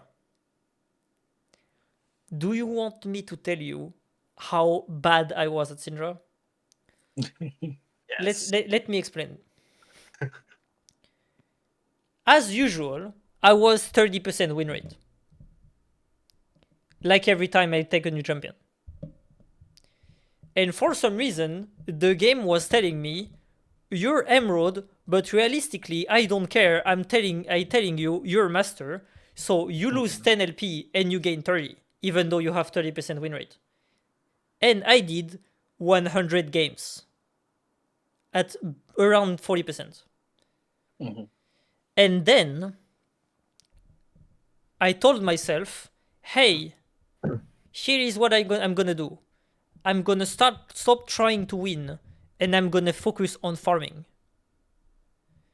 I got 600 LP from farming. 600. Right?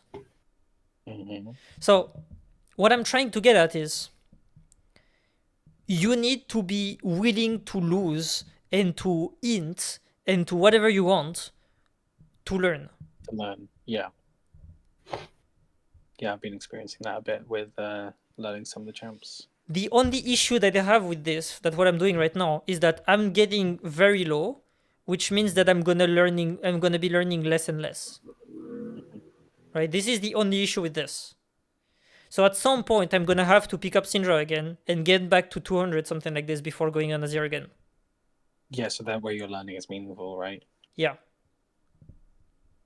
Yeah, the ideal is to have a practice account and then a tryhard account where like you Well- practice the champs on your practice account and then you like transition them up until they're into your main. Or the issue is that if you're like me and very bad at new champions, your practice account becomes very quickly I play with friend for fun account. Maybe you could have like free. You could have like Okay, an but now there is account, like another a diamond issue. account, and then Yeah, but another issue is now I spend much more time leveling up the account than actually learning the champion. So true, but now you're gonna have to rank up into like 200, 300 OP again. It's gonna take. That's also gonna take forever. yeah, well, at least I'm not starting from Emerald, right? Hey. But well, I'm gonna be right back. Just yeah, briefly sure. to I mean, but we're please continue. realistically we're almost done, right? I mean, we're pretty Oh, much okay. done. Okay, I'll stick around a little Yeah, bit. but yeah, that's really what I wanted to show you. That you need to understand that losing is important, and you need to Yes. embrace it. I always think of losing as it's a way for the game or just kind of universe to tell you where your holes and flaws are. You know what I mean? Because that's what's going to cause you to lose, right? So you're able to see them more clearly when you lose. Yeah, but another thing is, if you're too attached to results, you're gonna be stuck at some point, because there is a point where you're gonna lose 20 games in a row if you're like so focused on results and not improvement. Those 20 games are realistically be in your brain 40 games lost, because like you have to work the 20 games back and then do 20 games that you should have won and didn't, so you're losing 40 games of your time, and that's devastating.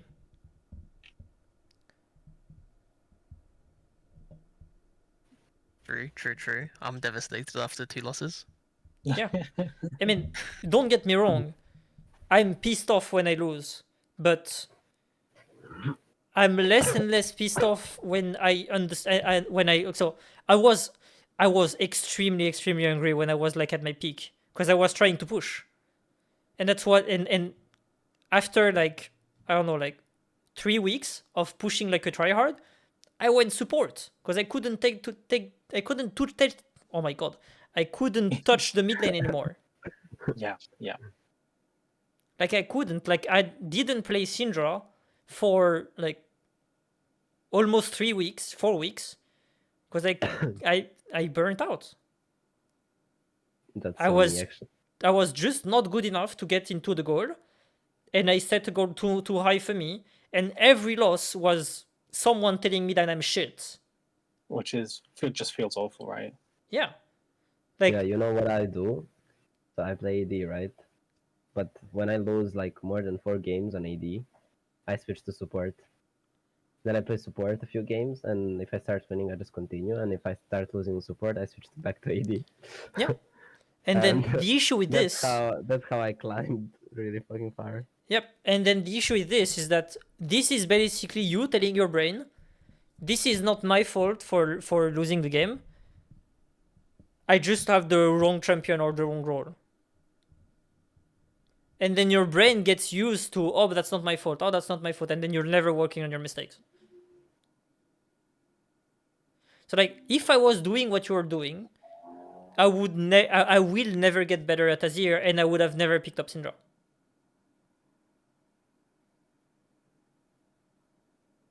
But look at my Syndra today, and by the way, that's the same season when I started like 100 games in at 40%.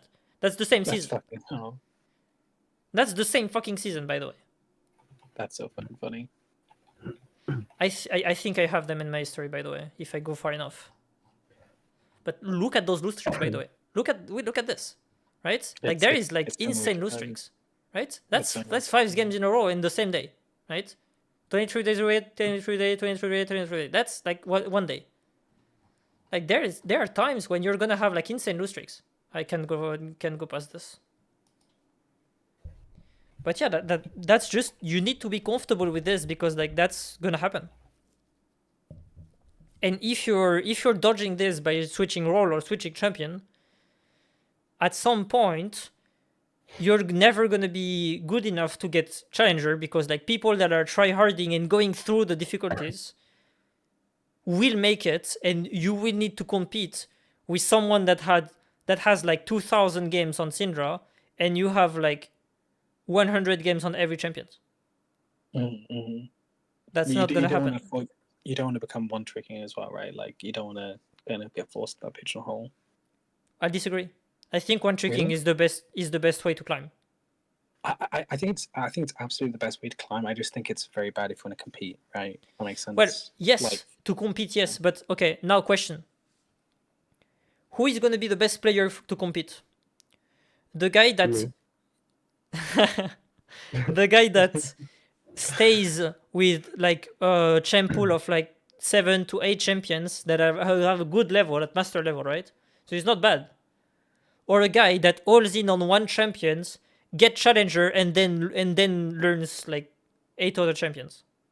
I guess I kind of hate that. Like the higher I get, the more one trick people are like Of course. in my games. Yeah. There's Do like you know- every do you know single why? game, like every single game in like 500 LP is at 3 million at least master points on one champ. Jesus Yeah. Christ. And do you know why? I guess it's just It's because like easier to climb, but it's in my opinion, it's like I don't know. I can't do that. It's not for me to one trick champ. I Yeah, definitely it's so boring to one trick in my opinion as well. I definitely see the merit of it, right? Because when you one trick a champion, you don't have to worry about the champion mechanics, and you can just kind of work over like the fundamentals and things like Yep. this, right? But When you like, at start the same one time, tricking, yeah. Yep, when you start one tricking, at some point you will start trying to understand the game at a deeper level. Exactly. I think, And you're like, not gonna be this playing thing- your champion, you're gonna be playing the game through your champion. So I at think some honestly point your two- champion don't matter. I think like 2 tricking, 3 tricking is better than 1 tricking. So Just because of like meta changes, you can like switch which one you're on. well, Like there is if, something like, for the it champ's is busted, then usually I one trick a champion for one season and then switch. I don't know if it shows, but I'm a TF one trick, by the way. So if you look at my profile, so I don't have. If you look at my profile, I have like more than 1 million on TF. I have like 600 on Syndra. Right? So I was a TF1 trick, and then I went into Syndra, and then maybe I'm gonna go into Azir and do like 300 games of Azir. I'm just like champion cycling, and like the knowledge I got from TF is not the same knowledge I get from Syndra. It's not gonna be the same knowledge I ever get from Azir. It's different perspective that improves me on the long run.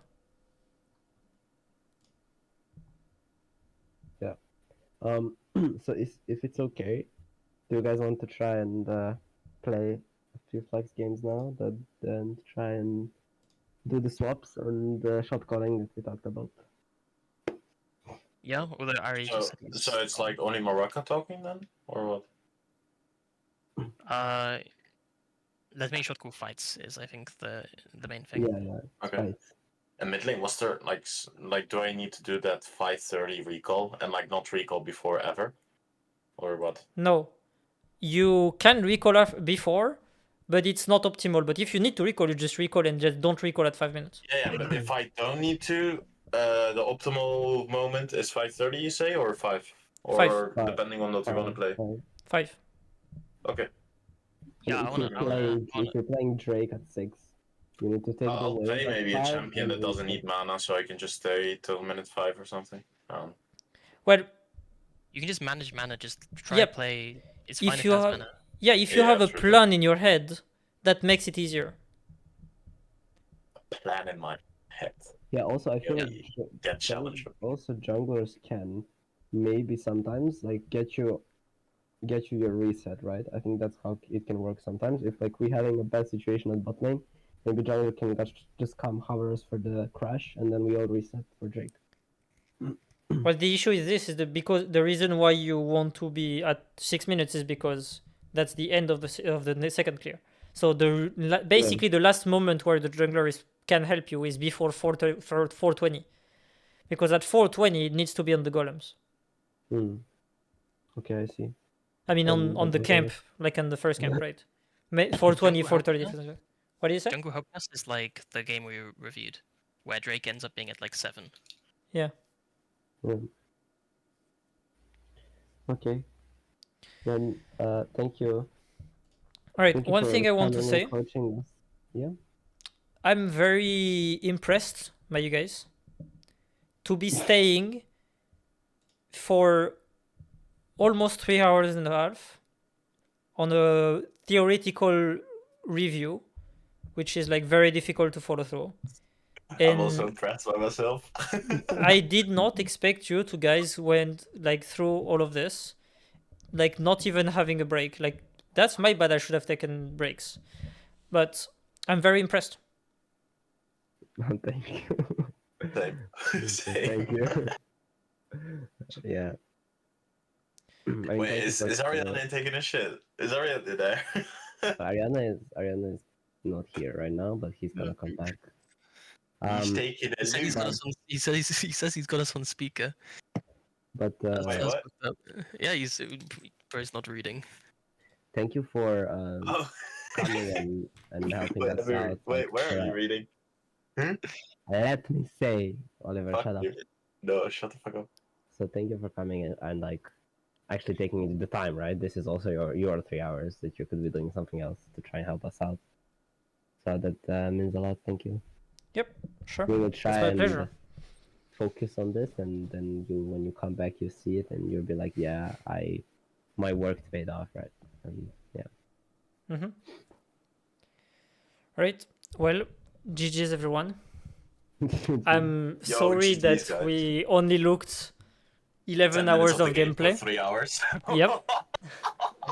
I think talking generally is good though. Yes.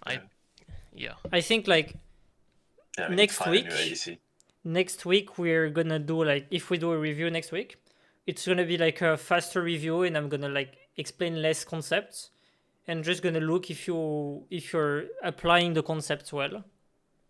Okay. And then maybe in 2 weeks or 3 weeks, depending on how you go with this concept, we can try to implement new concepts. Okay. Yeah. Okay. That works. All right. Right. Good luck. Oh, wow. Thank you. GG's. Yeah, sure. Thank you. Thank you so And much. thank you for listening. Yeah. Thank you. Bye bye. Bye bye. Bye bye.